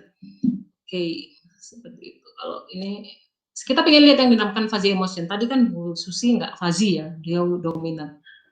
Oke, ini prosesnya ya kalau saya tampilin. Ini adalah active appearance model untuk mengambil titik wajahnya. Lalu ini adalah untuk mengambil, cepet banget ini. Ya, untuk mengambil komponen wajahnya, dari sini saya bisa tahu linguistiknya apa ya. Ini linguistiknya. Dari linguistiknya itulah bisa kita tampilkan apa beliau. Oh, beliau marah ya, ada sedihnya juga dan ada takutnya. Yaitu inilah emosi natural manusia yang kontekstual. Jadi marahnya nih marah apa? Nggak bisa kita ngomong marah aja, karena ternyata dari psikolog marah itu ada marah takut, ada marah marah marah terkejut gitu, ada marah sedih dan macam-macam. Jadi ini lebih natural ya emosinya, karena ada selain ada emosinya, ada intensitasnya yang dirasakan paling dominan di sini adalah marah ya, ekspresi beliau, tapi tadi harus dicek lagi. Oke. Selain dari itu juga saya juga bisa dari web. Mungkin saya coba, saya kurang ekspresif. Oke, saya ekspresi apa ya? Ini bisa juga dari web. Kan artinya untuk real time gitu ya kalau deteksi seperti itu. Saya nggak tahu nih akan dikenali apa oleh apa? Sebenarnya bisa pakai kacamata sih oleh program ini ya. Nah, ini aja yang kita lihat bahwa sebenarnya template matching-nya itu berhasil mengenali titik-titik penting pada wajah ya. Nah, ini kan ada ya mata, itulah. Jadi komponennya ada mata, alis, mulut. Mungkin nervous ya. Ini kalau ini seperti happy padahal nggak happy, memang karena kaku gitu ya. Kalau happy itu ada namanya muscle-nya itu orbicularis oculi yang aktif, di sini nggak aktif ya. Jadi memang lebih mungkin seperti ini gitu ya ekspresi saya. Oke, seperti itu. Mungkin saya lanjutkan sedikit lagi. Mana tadi? Di sini ya. Ya, tetapi ternyata waktu saya publikasi ini kan yang terakhir fuzzy emotion ini saya publikasikan di Springer Jerman ya. Di situ ketat sekali ya kalau di Eropa itu bahwa saya tidak ada ethical consent-nya. Artinya saya mengujikan ke dataset kalau orang itu ada kesediaan gitu. Ternyata saya baru tahu bahwa saya tuh nggak boleh gitu sembarangan kayak tadi tuh, makanya saya gunakan figur-figur orang besar lah ya. Tapi saya nggak boleh sembarangan nangkep wajah orang, menganalisis tuh ada ethical conduct-nya ya, ada ethical consent-nya. Ini teknis banget ya, kita nggak perlu bahas. Nah ini, jadi pengujian waktu saya riset itu tidak hanya saya lakukan ke database saya, tapi juga ke dataset lain ya, ada namanya CK. Ya, CK ini, nah kalau di kelas CK, dia adalah jijik ya, jijik. Padahal kalau secara konteks ini kan tidak hanya jijik ya, jijiknya jijik marah, ini ketangkep ya. Tapi kalau CK hanya melabeli dia jijik gitu aja. Kalau ini happy ya, benar, ini. Nah, ini yang agak susah ini Jave. Jave itu adalah Japanese Female Facial Expression. Jadi ekspresi wajahnya wanita Jepang itu ambigu banget. Kalau kita lihat secara visual aja, dia ini masuknya kelas set gitu aja. Tapi di sini saya bisa menangkap dia ada takutnya ya dan marah. Kalau ini punya saya ya, iMac. Oke, saya perlu validasi ya, validasi rater juga. Nggak bisa saya menyatakan. Validasi ini untuk memvalidkan ya legal bahwa hasil deteksi machine learning atau program fuzzy emotion saya ini sama dengan hasil deteksinya human expert. Itu ya, saya menggunakan 30 expert. Ya, kesimpulannya ya fuzzy emotion tadi arsitekturnya yang kompleks ini udah sesuai dengan aturan pakar psikolog ya. Dengan prosesnya yang kompleks dan lain-lain itu tadi. Dan masih banyak yang harus dikembangkan karena dari fuzzy inference systemnya sendiri saya belum optimize parameter. Dalam fuzzy inference system itu ada parameter-parameter yang bisa dioptimasi sebenarnya ya, seperti itu. Dan ini bisa digunakan untuk banyak hal seperti deteksi sakit, deteksi stres, deteksi kebohongan, rekonstruksi animasi dan lain-lainnya. Kemudian juga dataset iMath ini masih versi yang sederhana banget. Saya perlu bantuan sebenarnya untuk mengembangkan dataset ini. Oke, ini publikasi-publikasinya. Ya, ada yang di jurnal, ada di conference. Oke, ya ini datasetnya sudah, waktu itu saya presentasikan masih diproses, sekarang sudah ya, sudah memiliki hak cipta. Lalu ini award. Oke, jadi program ini program saya emotion recognition ini Fazi ini pernah saya demokan di depan Menristek Dikti pada saat peresmian AI Center Tokopedia ya di Universitas Indonesia. Dan ini juga waktu selama perjalanan sekolah itu saya publikasikan, dan ternyata researcher dari luar Jepang itu sangat, ya apalagi yang tahu bidang ini ya, computer vision, machine learning, mereka tahu bahwa ketersediaan dataset itu sangat penting. Jadi dari situlah mungkin dataset ini jadi terkenal luas gitu. Baik, demikian pemaparan dari saya. Terima kasih. Saya kembalikan kepada Pak Oktav. Baik, terima kasih Bu Dewi, sangat menarik penjelasannya. Sekarang kita sudah jadi lebih paham mengenai riset di Human Emotion Recognition ya Bu Dewi. Tadi juga sudah kita melihat contoh realnya ya dengan program MATLAB, kita ada visualisasinya. Nah, biasanya kan kalau di riset itu tidak ada visualisasinya ya Bu ya. Jadi untuk mengenalkan ke teman-teman mungkin yang di luar bidang riset kita, ini sangat membantu sekali untuk visualisasinya dengan MATLAB tadi. Ya, baik, silakan Bapak Ibu jika ada pertanyaan melalui chat, nanti akan saya tampung, akan saya pilihkan pertanyaannya yang relevan dengan topik pada hari ini.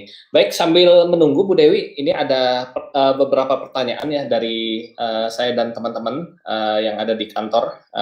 Oke, di sini juga banyak yang berminat Bu Dewi untuk coba S3 ataupun S2 ya. Nah, kalau kita lihat di sini untuk tadi saya lihat juga simak beberapa outputnya seperti menghasilkan paper, ini sangat banyak sekali ya Bu Dewi ya selama S3 ini. Nah, ini kira-kira bagaimana strategi kita ketika kita mengambil PhD atau master untuk dapat menghasilkan luaran yang berkualitas, dan juga kita dapat membagi luaran kita berdasarkan apa yang kita kerjakan. Misalkan tadi ada pengumpulan dataset menjadi satu paper tersendiri. Kemudian koreksi ya Bu ya jika salah. Kemudian model fuzzy K-means-nya menjadi paper tersendiri hingga dengan model state of the art-nya. Silakan Bu. Baik Pak Oktav, terima kasih untuk pertanyaannya. Saya akan mencoba menjawab ya seperti itu berdasarkan pengalaman.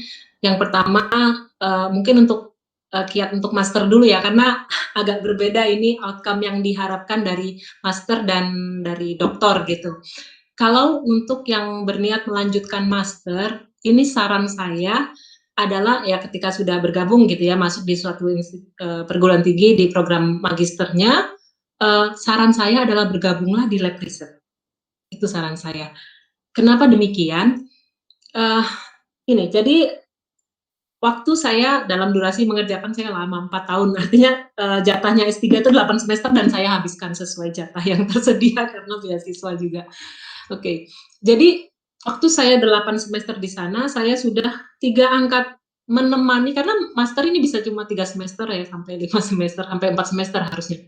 Jadi saya menemani 3 angkatan, berganti-ganti 3, karena tim riset Prof. Basarudin ini ya, dari MLCV, Machine Learning and Computer Vision di Fasilkom UI ini, selalu tim risetnya harus S3 ini sebagai apa ya? Mungkin sebagai mentor ya, karena di situ saya saat itu menjadi S3 sendiri.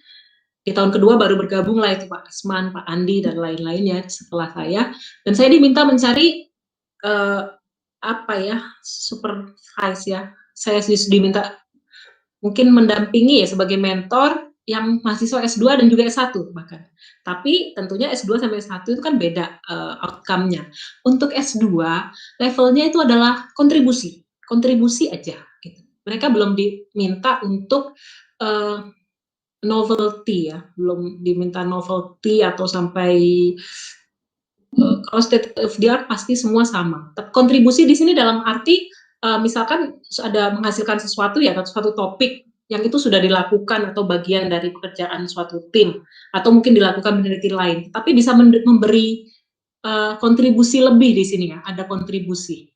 Seperti itu sudah cukup untuk S2 gitu. Sedangkan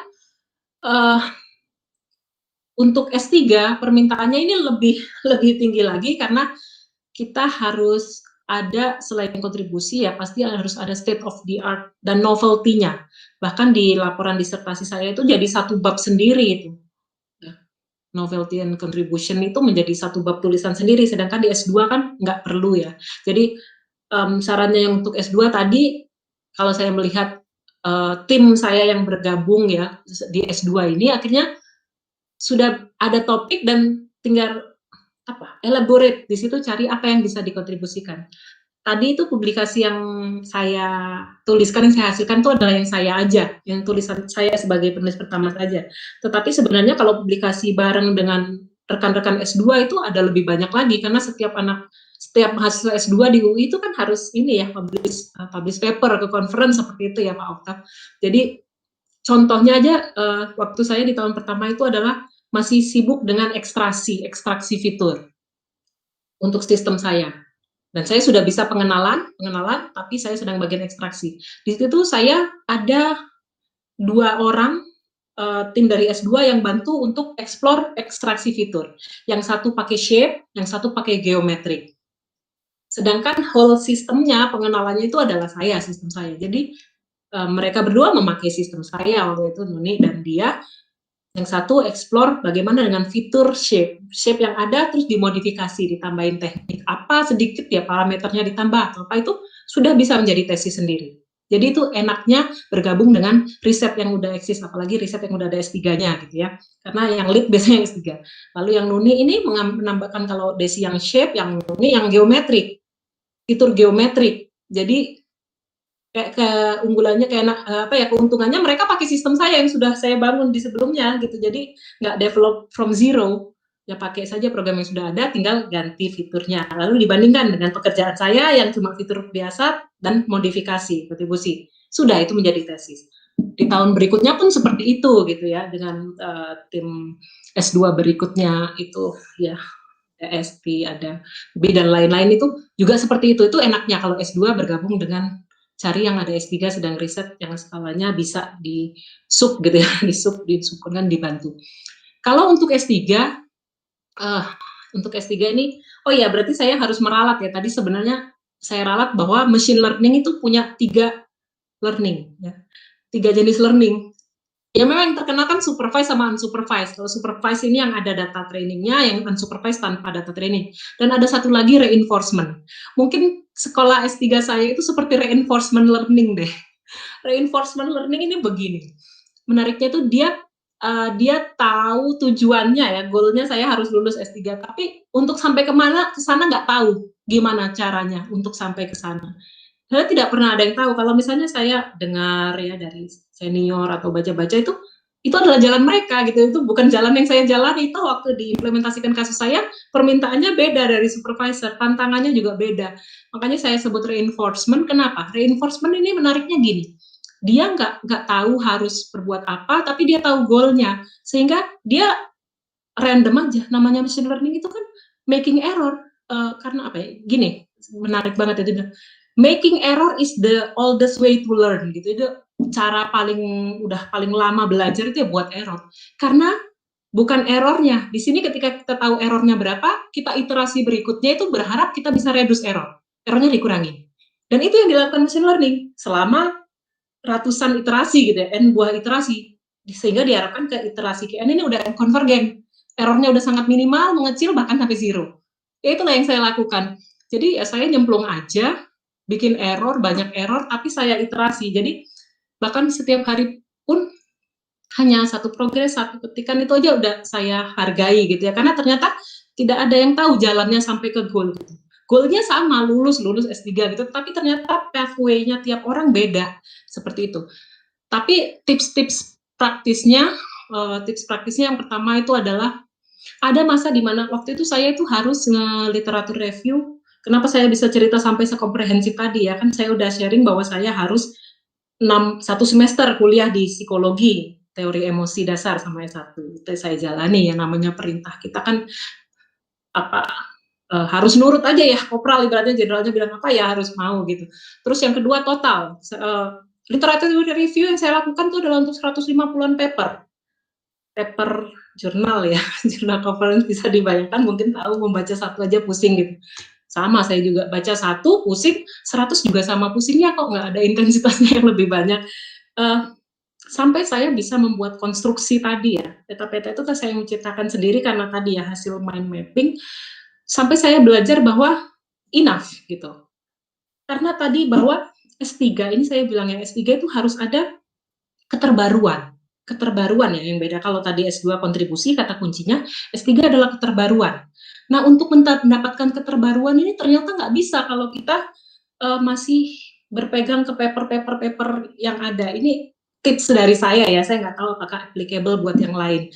Jadi ketika saya propose keterbaruan saya ke penguji, dia bilang, itu tuh belum merasa keterbaruan gitu. Ya memang iya, karena saya uh, cuma saya bilangnya kontribusi mungkin tuh ya paper ini, karena saya tahu banyak sampai saya bingung gitulah intinya. Tapi setiap mengajukan kok belum novelty gitu terus. Kenapa ini masalahnya gitu ya? Ternyata saya menyimpulkan bahwa sebenarnya itu saya itu terlalu dalam gitu menyelami si paper-paper dan rumusnya, sehingga saya hilang arah, nggak tahu arah saya sendiri. Ternyata kalau riset itu ya apa yang sudah ada dipetakan dan kamu di mana, itulah yang dinamakan novelty. Sehingga akhirnya ada satu titik itu ekstrim bawah banget karena saya ditolakin terus, ini nggak ada kontribusi dari computer science-nya nih. Saya ingat banget pembimbing saya bilang gitu, kamu dokter computer science gitu harus ada. Sehingga saya lepaskan itu semua paper-paper yang saya baca, saya endapkan, benar-benar saya lepaskan. Nah, ketika saya lepaskan itu ternyata sudah mengendap menjadi konstruksi pengetahuan buat saya, sehingga dari situlah saya bisa menemukan sebuah yang original yang belum pernah dilakukan oleh paper-paper itu gitu. Dan terciptalah itu fuzzy emotion yang memang benar-benar original ya buah pemikiran saya, karena saya tahu problem. Itu tadi mungkin ada saat dimana kita jangan terlalu banyak, mungkin boleh baca referensi, tapi you must know when to stop, berhenti untuk mengendapkan sejenak, dan yaitu tadi find your originality, find your novelty. Nah, itu titik balik saya di tahun 2 ya, akhirnya saya dapat, oh ya gitu, ternyata kalau terlalu banyak paper juga bukan overload, information overload yang bikin kayak gelas dituang itu nggak bisa diisi lagi. Udah saya lepaskan semua, saya masuk ke dalam tuh, saya mikir gitu, oh inilah gitu yang ya ternyata ya alhamdulillah itu publikasi sebelum saya lulus itu ya dipublish di Springer itu Jerman ya, memang menjadi kontribusi ilmiah saya, novelty yang belum pernah ada. Mungkin kalau S3 memang jalannya lebih ini ya Pak Oktav, harus lebih lebih tough gitu, lebih tough lagi, lebih berat. Itu seperti itu Pak Oktav mungkin dari saya. Terus kalau saran saran lucunya sih biasanya kalau udah pusing, udah mulai sakit-sakit itu udah mau deket selesai tuh gitu. Kayak seperti itu. Menarik sekali Bu Dewi ini, jadi buat teman-teman dari S1 mau lanjut ke S2 ataupun S2 mau lanjut ke S3 tadi boleh diikuti sarannya ya dari Bu Dewi. Ini pun yang saya rasakan juga Bu, saat ini sedang studi S3. Nah, ini agak sulit mungkin ya kita menentukan novelty ya. Kalau kontribusi tadi seperti yang Ibu Dewi sampaikan di jenjang S2 ini ya minimal ada kontribusinya. Kalau S3 itu kita harus mendapatkan suatu novelty ya, keterbaruan, dan juga mungkin kita bisa melibatkan cabang ilmu yang berbeda ya Bu ya, seperti Ibu Dewi di psikologi ya, kemudian bisa juga kita ke bidang lainnya. Nah, itu mungkin mempermudah riset kita ya, membantu mempermudah riset kita. Oke, baik, di sini sudah banyak Bu Dewi pertanyaan. Ini ramai sekali sesi pada hari ini. Di YouTube kita dari 150 peserta bisa tampil ini 130, dan komunitasnya bisa ada sekitar 50-an ya yang sedang join di lokasi yang sama. Nah, baik, oke, saya coba pilih beberapa pertanyaan ya yang berelasi.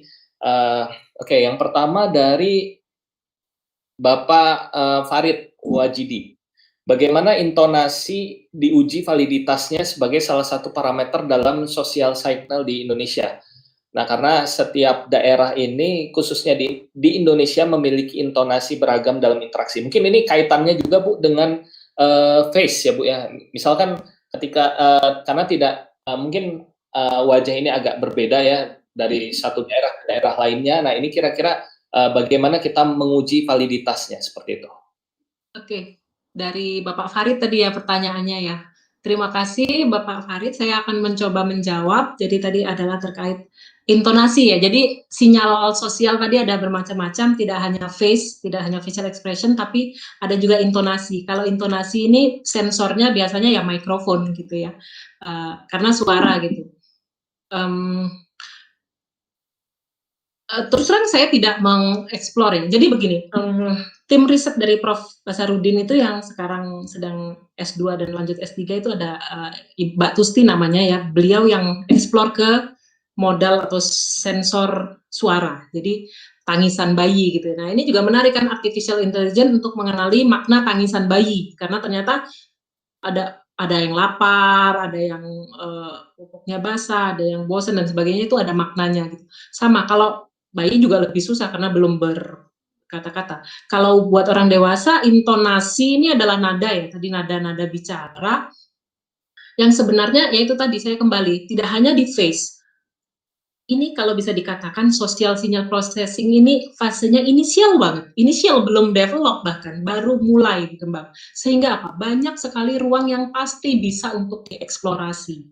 Di Indonesia sendiri, bahkan dunia ya, Indonesia belum banyak ahlinya. Belum ada, bahkan waktu saya ujian S3 pun kesulitan mencari penguji untuk saya gitu, promotor karena tidak ada yang ahli spesialis di bidang social signal processing. Tadi yang menarik, bahkan ini bisa jadi peluang untuk intonasi untuk membuat datasetnya. Kalau dataset tangisan bayi sudah ada, sudah ada. Kalau intonasi, apalagi yang khusus Indonesia, ini menarik sekali. Pak Farid tadi bisa memulai dengan dataset yang tersedia. Kalau intonasi sudah ada, mungkin bukan khas Indonesia ya. Seperti tadi langkahnya kita nggak bisa melompat langsung sampai ke atas. Mulai aja dari yang, kalau emosi dasar tadi universal, basic ya, pasti kelasnya intonasi tadi ya akan masuk ke 6 emosi dasar tadi, tidak hanya berlaku untuk wajah. Seperti angry, sad, yang 6 tadi ya, surprise dan lain-lain. Untuk intonasi, dataset yang tersedia, saya terus terang memang belum mengeksplor ke sana arahnya, tetapi pastinya ke 6 kelas dasar itu bisa dilakukan dulu.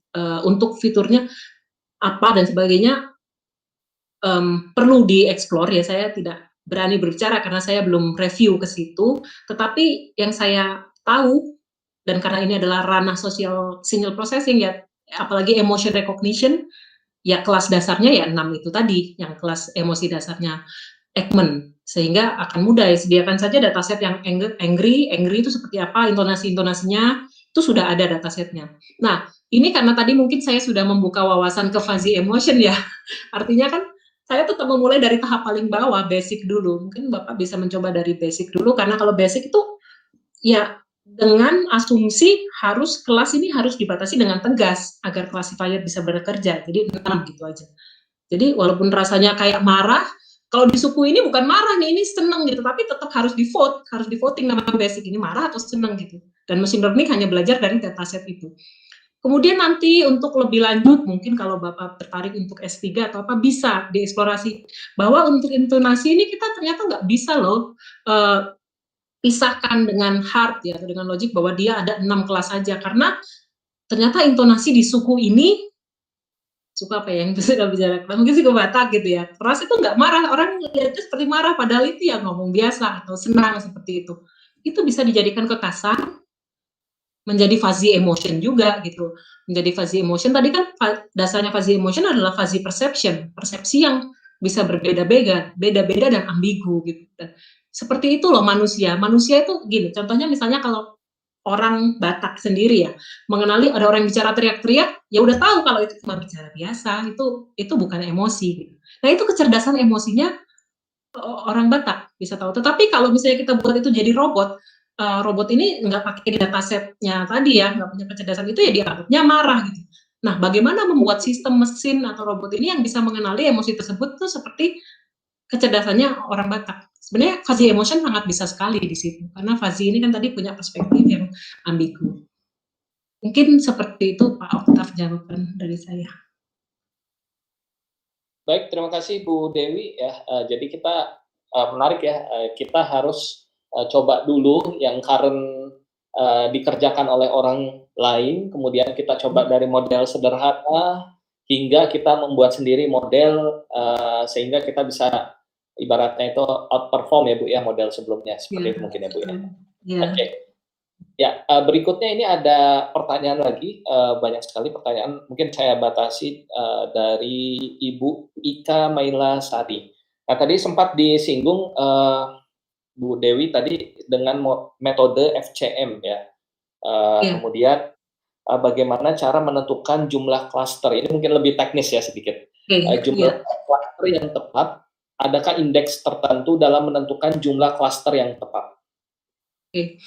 Gini, jadi FCM itu adalah penelitian awal saya ya di tahun pertama itu publikasi saya, mungkin kalau mau dilihat ada di ICAXIS 2016. Waktu itu saya publikasikan pengenalan basic emotion dengan fuzzy K-means classifier. Jadi ini awal nih, jadi awalnya basic emotion memang niatnya mengenali basic emotion, tapi saya lihat kan memang karakteristik emosi itu bukan sesuatu yang hard ya, cuma satu kelas dia tadi ada yang ambigu dan sebagainya. Yang saya lakukan, kita tahu FCM ya, FCM ini adalah algoritma clustering gitu ya, dengan kita tentukan kan parameter berapa cluster yang terbentuk. Nah, cluster ini adalah jumlah emosinya, karena saya waktu itu menggunakan 8 emosi dasar ya, dari 6 tadi, sad, surprise, angry, fear, disgust, sama happy, ditambah lagi netral dan content. Jadi saya pakai 8 sehingga cluster saya ada 8 di set. Sehingga ketika ada wajah, dipakai AAM, dapat fiturnya, dimasukkan. Cluster ini kan begini ya, sebenarnya fuzzy clustering yang menarik itu gini. Biasanya kan kalau tradisional cluster itu kan kita satu data, diukur nih similarity-nya terhadap pusat-pusat cluster atau centroid, dia paling dekat, similarity-nya paling besar kemana, itulah menjadi anggota clusternya secara penuh gitu. Dan dia ketika menjadi anggota suatu cluster A, dia adalah bukan anggota cluster yang lainnya, B, C, D dan seterusnya. Sedangkan fuzzy cluster, tadi fuzzy ini kan sangat humanis ya, seperti manusia, dia nggak saklek gitu, sehingga sebenarnya satu titik, satu data, satu wajah atau apapun bisa menjadi anggota semua cluster sekaligus dengan intensitas yang berbeda-beda. Itulah prinsipnya fuzzy clustering. Sehingga ketika ada data wajah, diekstrak, diambil wajahnya, ya kita hitung similarity-nya ke semua cluster pakai fuzzy FCM tadi. Dan dia menjadi anggota semua cluster dong. 8 tadi anggota ke 8-8-nya, cuma intensitasnya beda-beda. Misalnya di netral dia 0 bisa, di angry dia 0,5 gitu. Nah ini kalau di total 1 jumlahnya tetap. Nah kemudian di voting, sama seperti prinsip classifier biasa, yang paling tinggi mana gitu. Nah itu ternyata yang paling tinggi happy, yaitulah diputuskan menjadi label emosi dasarnya. Jadi untuk penentuan indeks dan sebagainya seperti itu sih yang saya lakukan tuh di awal-awal. Ya tadi kan saya bilang bahwa learning by making error ya, jadi saya pakai FCM aja, saya tetapkan klasternya 8, setiap data ini dihitung ke 8 centroid tadi, jadi ditentukan dari mana centroidnya, dari data training. Saya training kan setiap kalau setiap kelas angry, sad dan lain-lain itu punya centroid kan, nantinya dari data training itu. Nah kalau ada data testing ini saya ukur kedekatannya ke setiap perwakilan centroid yang 8 tadi. Seperti itu Pak Okta, mungkin jawabannya teknis ya. FCM bisa dibaca di ICAXIS 2016 IEEE. Baik, terima kasih Bu Dewi. Jadi pertanyaan tadi sudah dijawab dan Ibu bisa melihat di ICAXIS ya nanti untuk detailnya. 2016 ya.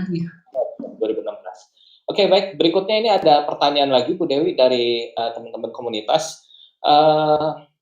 Ini tadi sudah kita simak bersama-sama, riset di bidang human emotion recognition dapat dikerjakan dan menghasilkan performa yang sangat baik.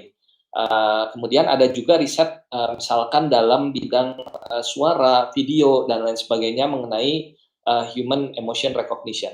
Kira-kira apakah ada kemungkinan hasilnya akan lebih baik jika kita menggabungkan multi modal ya, atau multi fitur mungkin Bu Dewi? Ya, kita gabungkan gambar, suara, mungkin seperti itu.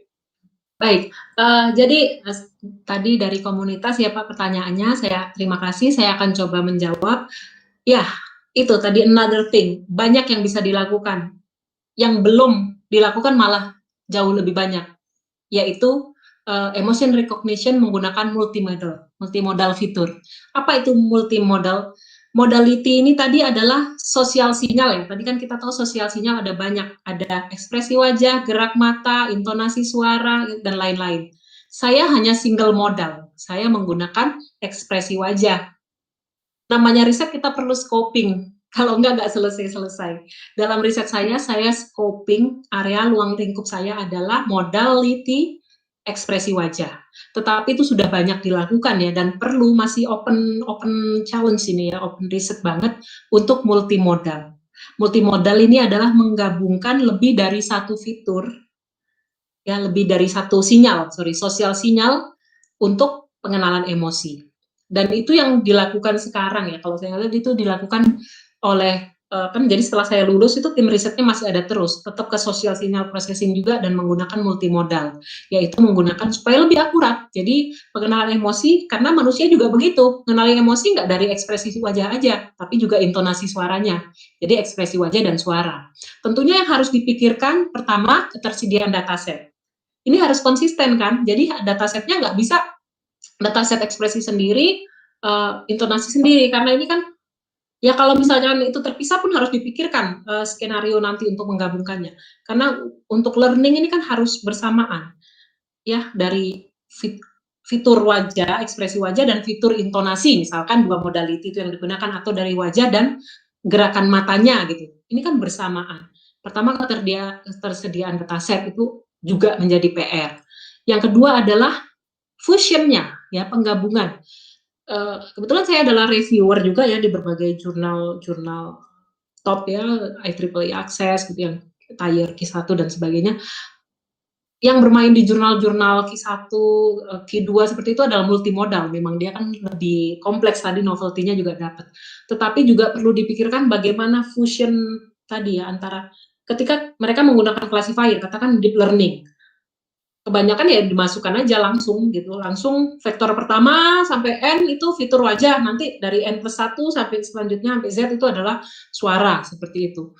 Sebenarnya tapi ya bisa ya sederhananya gitu, tapi apakah ada mekanisme lain, teknik untuk menggabungkan itu menjadi satu fitur tunggal yang untuk dipelajari classifier-nya. Dua hal tadi ya, jadi dataset, data training, sama proses classification-nya itu sendiri. Tapi itu sangat baik apabila dilakukan multimodal tadi, dan ke depan sepertinya itu ya menjadi open challenge-nya. Sangat bisa dilakukan itu multimodal. Baik, seperti itu Pak Oktav, terima kasih. Ya, baik, terima kasih Bu Dewi. Jadi intinya masih ada peluang terbuka kita menggunakan multimodal, namun challenge-nya ini sangat banyak. Ya mungkin jika sedang PhD atau fokus di riset ini bisa kita lakukan ya Bu Dewi, seperti itu. Ya, Oke, ini ada pertanyaan lainnya dari Bapak atau Ibu Aflah Junaidi. Hasil simulasi emotionnya bagaimana cara mengukur performanya? Mungkin lebih ke arah spesifik evaluasi dari performanya Ibu ya. Biasanya kan menggunakan akurasi. Apakah ada yang spesifik untuk emosi dan di bidang human emotion recognition? Oke, ya baik, ini tadi dari Bapak Aflah Junaidi ya, mungkin sangat menarik ya. Ternyata pertanyaannya ya sangat ini. Tadi saya memang belum menjelaskan, saya akan jelaskan di sini karena tadi saya mengalami setiap kesulitan. Namanya orang sekolah itu orang cari masalah. Ini dalam artian literally ya sebenarnya. Anda pasti pertama kuliah pasti ditanyain, kamu cari dulu problem statementmu apa gitu kan, suruh nyari masalah ya. Nyari masalah, terus juga yang nggak enaknya adalah kita suruh nyari masalah dan kita harus menyelesaikannya dengan cara yang tadi original, novel, dan contribution. Itu luar biasa tantangannya. Bahkan saya sampai untuk mengevaluasi pun itu juga bermasalah. Karena begini, kalau ini adalah merupakan basic emotion recognition itu masih gampang ukurannya, apalagi kalau klasifikasi ya. Kita tahu klasifikasi biasanya kita pakai ukuran, alat ukurnya itu ya akurasi, precision, recall, F1 score seperti itu ya. Kalau misalnya clustering ya kita pakai kekuatan cluster seperti pakai apa? DBI, Davis Bode Index, elbow atau silhouette parameter gitu. Tetapi ini saya fuzzy emotion. Fuzzy emotion kan persepsi tadi. Persepsi itu bisa berbeda-beda gitu. Tiap subjektif banget, tiap orang mengatakan ini marah padahal orang lain lihatnya enggak. Dan dia tadi kan hasilnya fuzzy emotion saya itu tadi nggak jatuh di satu kelas. It's not fall in one class, secara mutlak gitu.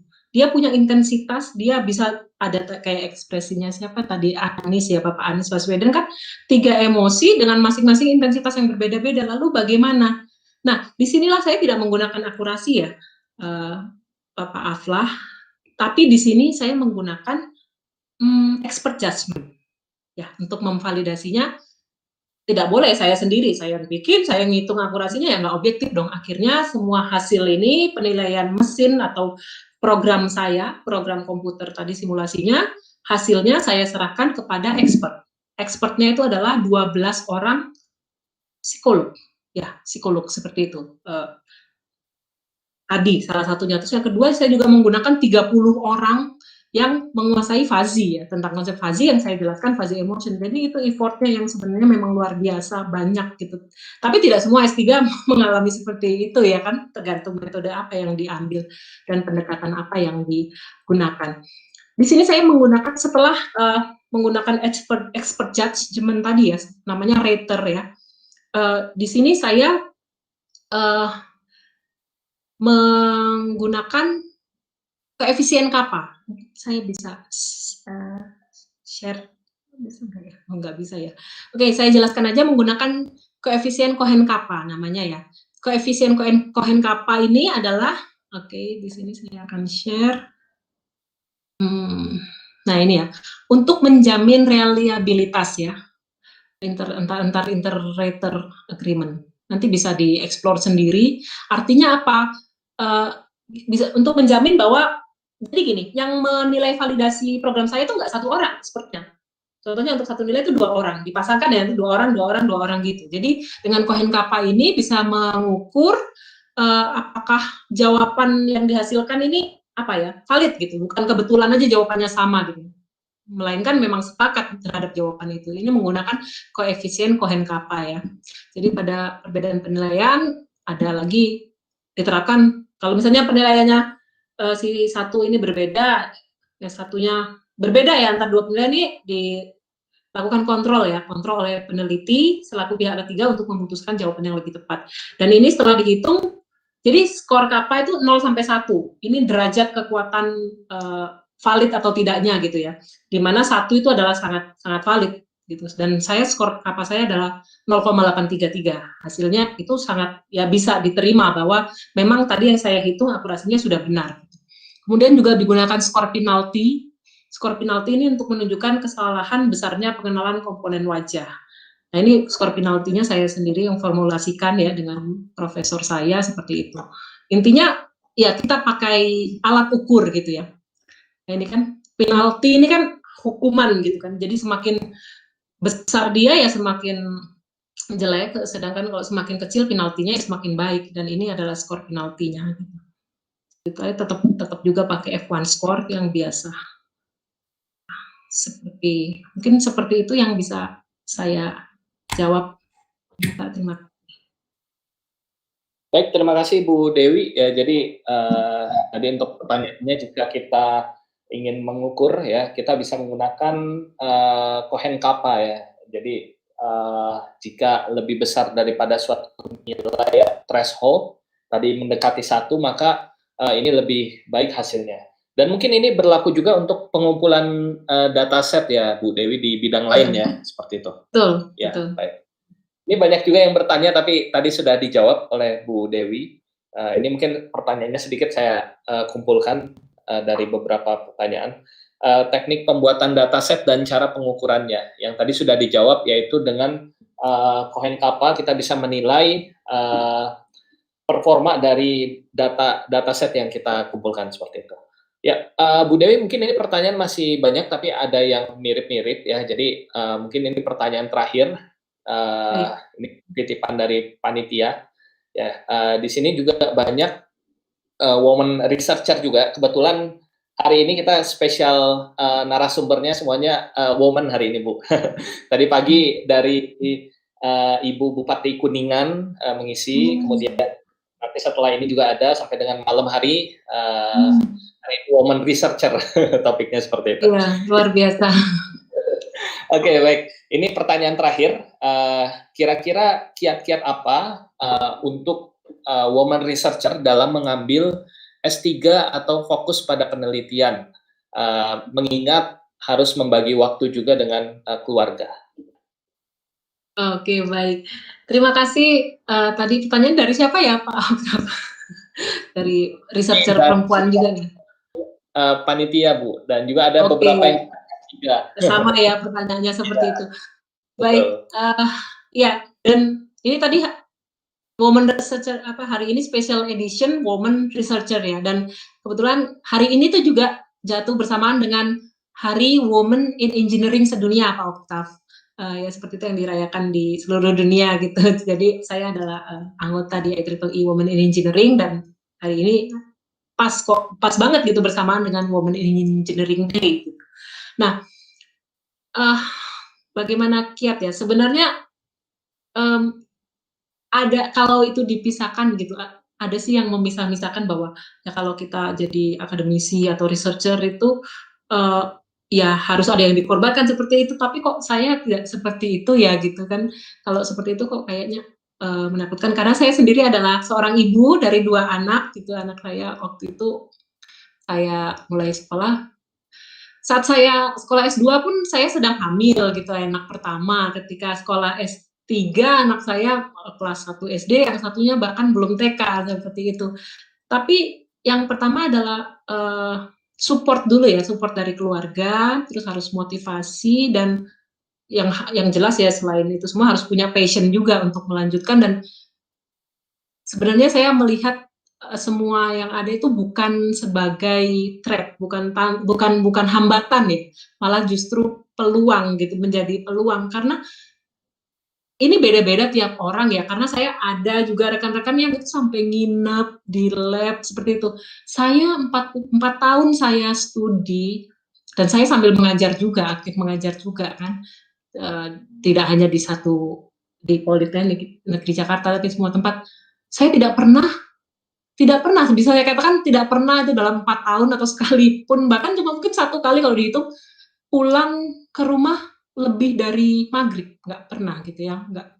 Paling sore saya di lab jam 5 sore. Jadi itu balik lagi ke pilihan setiap individu ya, dan tanggung jawabnya ya kan. Tadi yang pertama memang kalau sudah berkeluarga, ada anak, ada suami, ini harus punya komitmen dulu gitu, saling support gitu, butuh supportnya ini bukan bantu ngoding juga tidak sama sekali, tapi lebih ke pengertian, memberikan izin gitu ya untuk melakukan.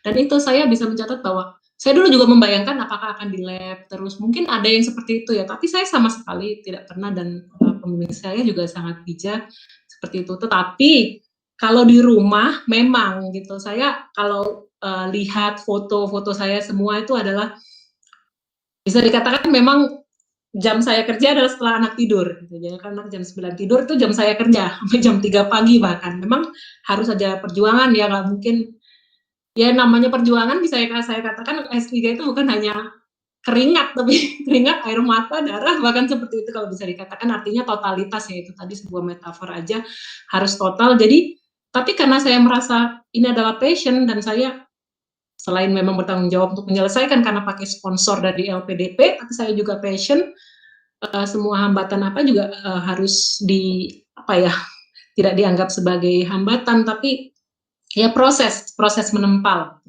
mental seperti itu. Jadi pembagian waktunya memang agak demanding ya, karena ya anak juga sambil sekolah dan kita harus terus hadir, mendampingi, menemani, tetapi kita juga ambil sama riset. Jadi manajemen waktu, kemudian kemampuan perempuan ini adalah untuk multitasking gitu ya.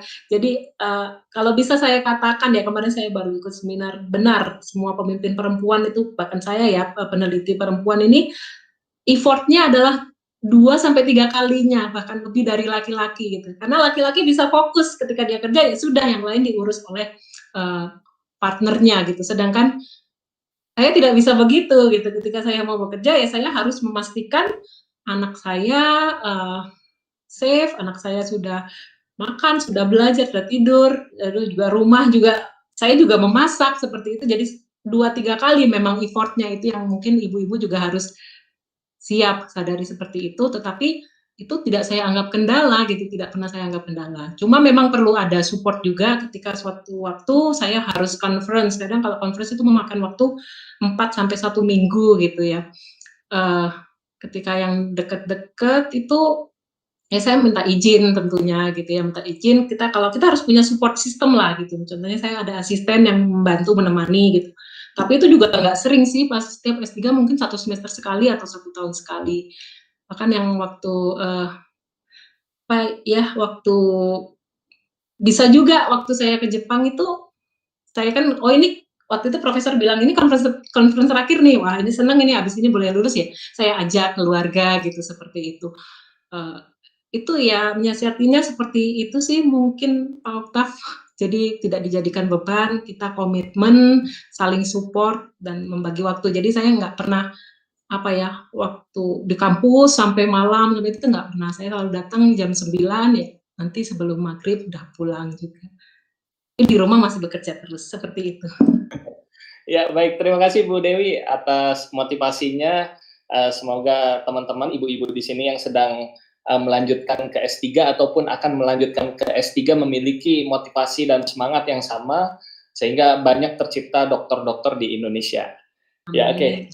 Ya, mungkin pertanyaan tadi terakhir, Bu Dewi. Terima kasih Bu Dewi sudah join pada sesi webinar special edition Women Researcher pada hari ini.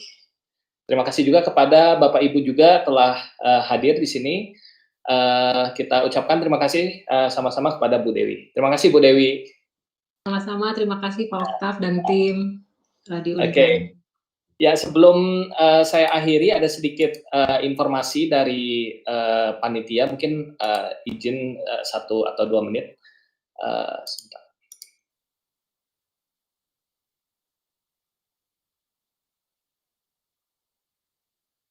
Oke, saat ini Bisa AI sedang menyelenggarakan webinar online melalui platform kita Bisa Tampil.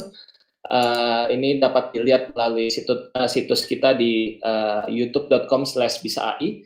Hari ini kita masih ada edisi webinar yaitu Women Insight, yaitu dari Ibu Lintang pada malam hari.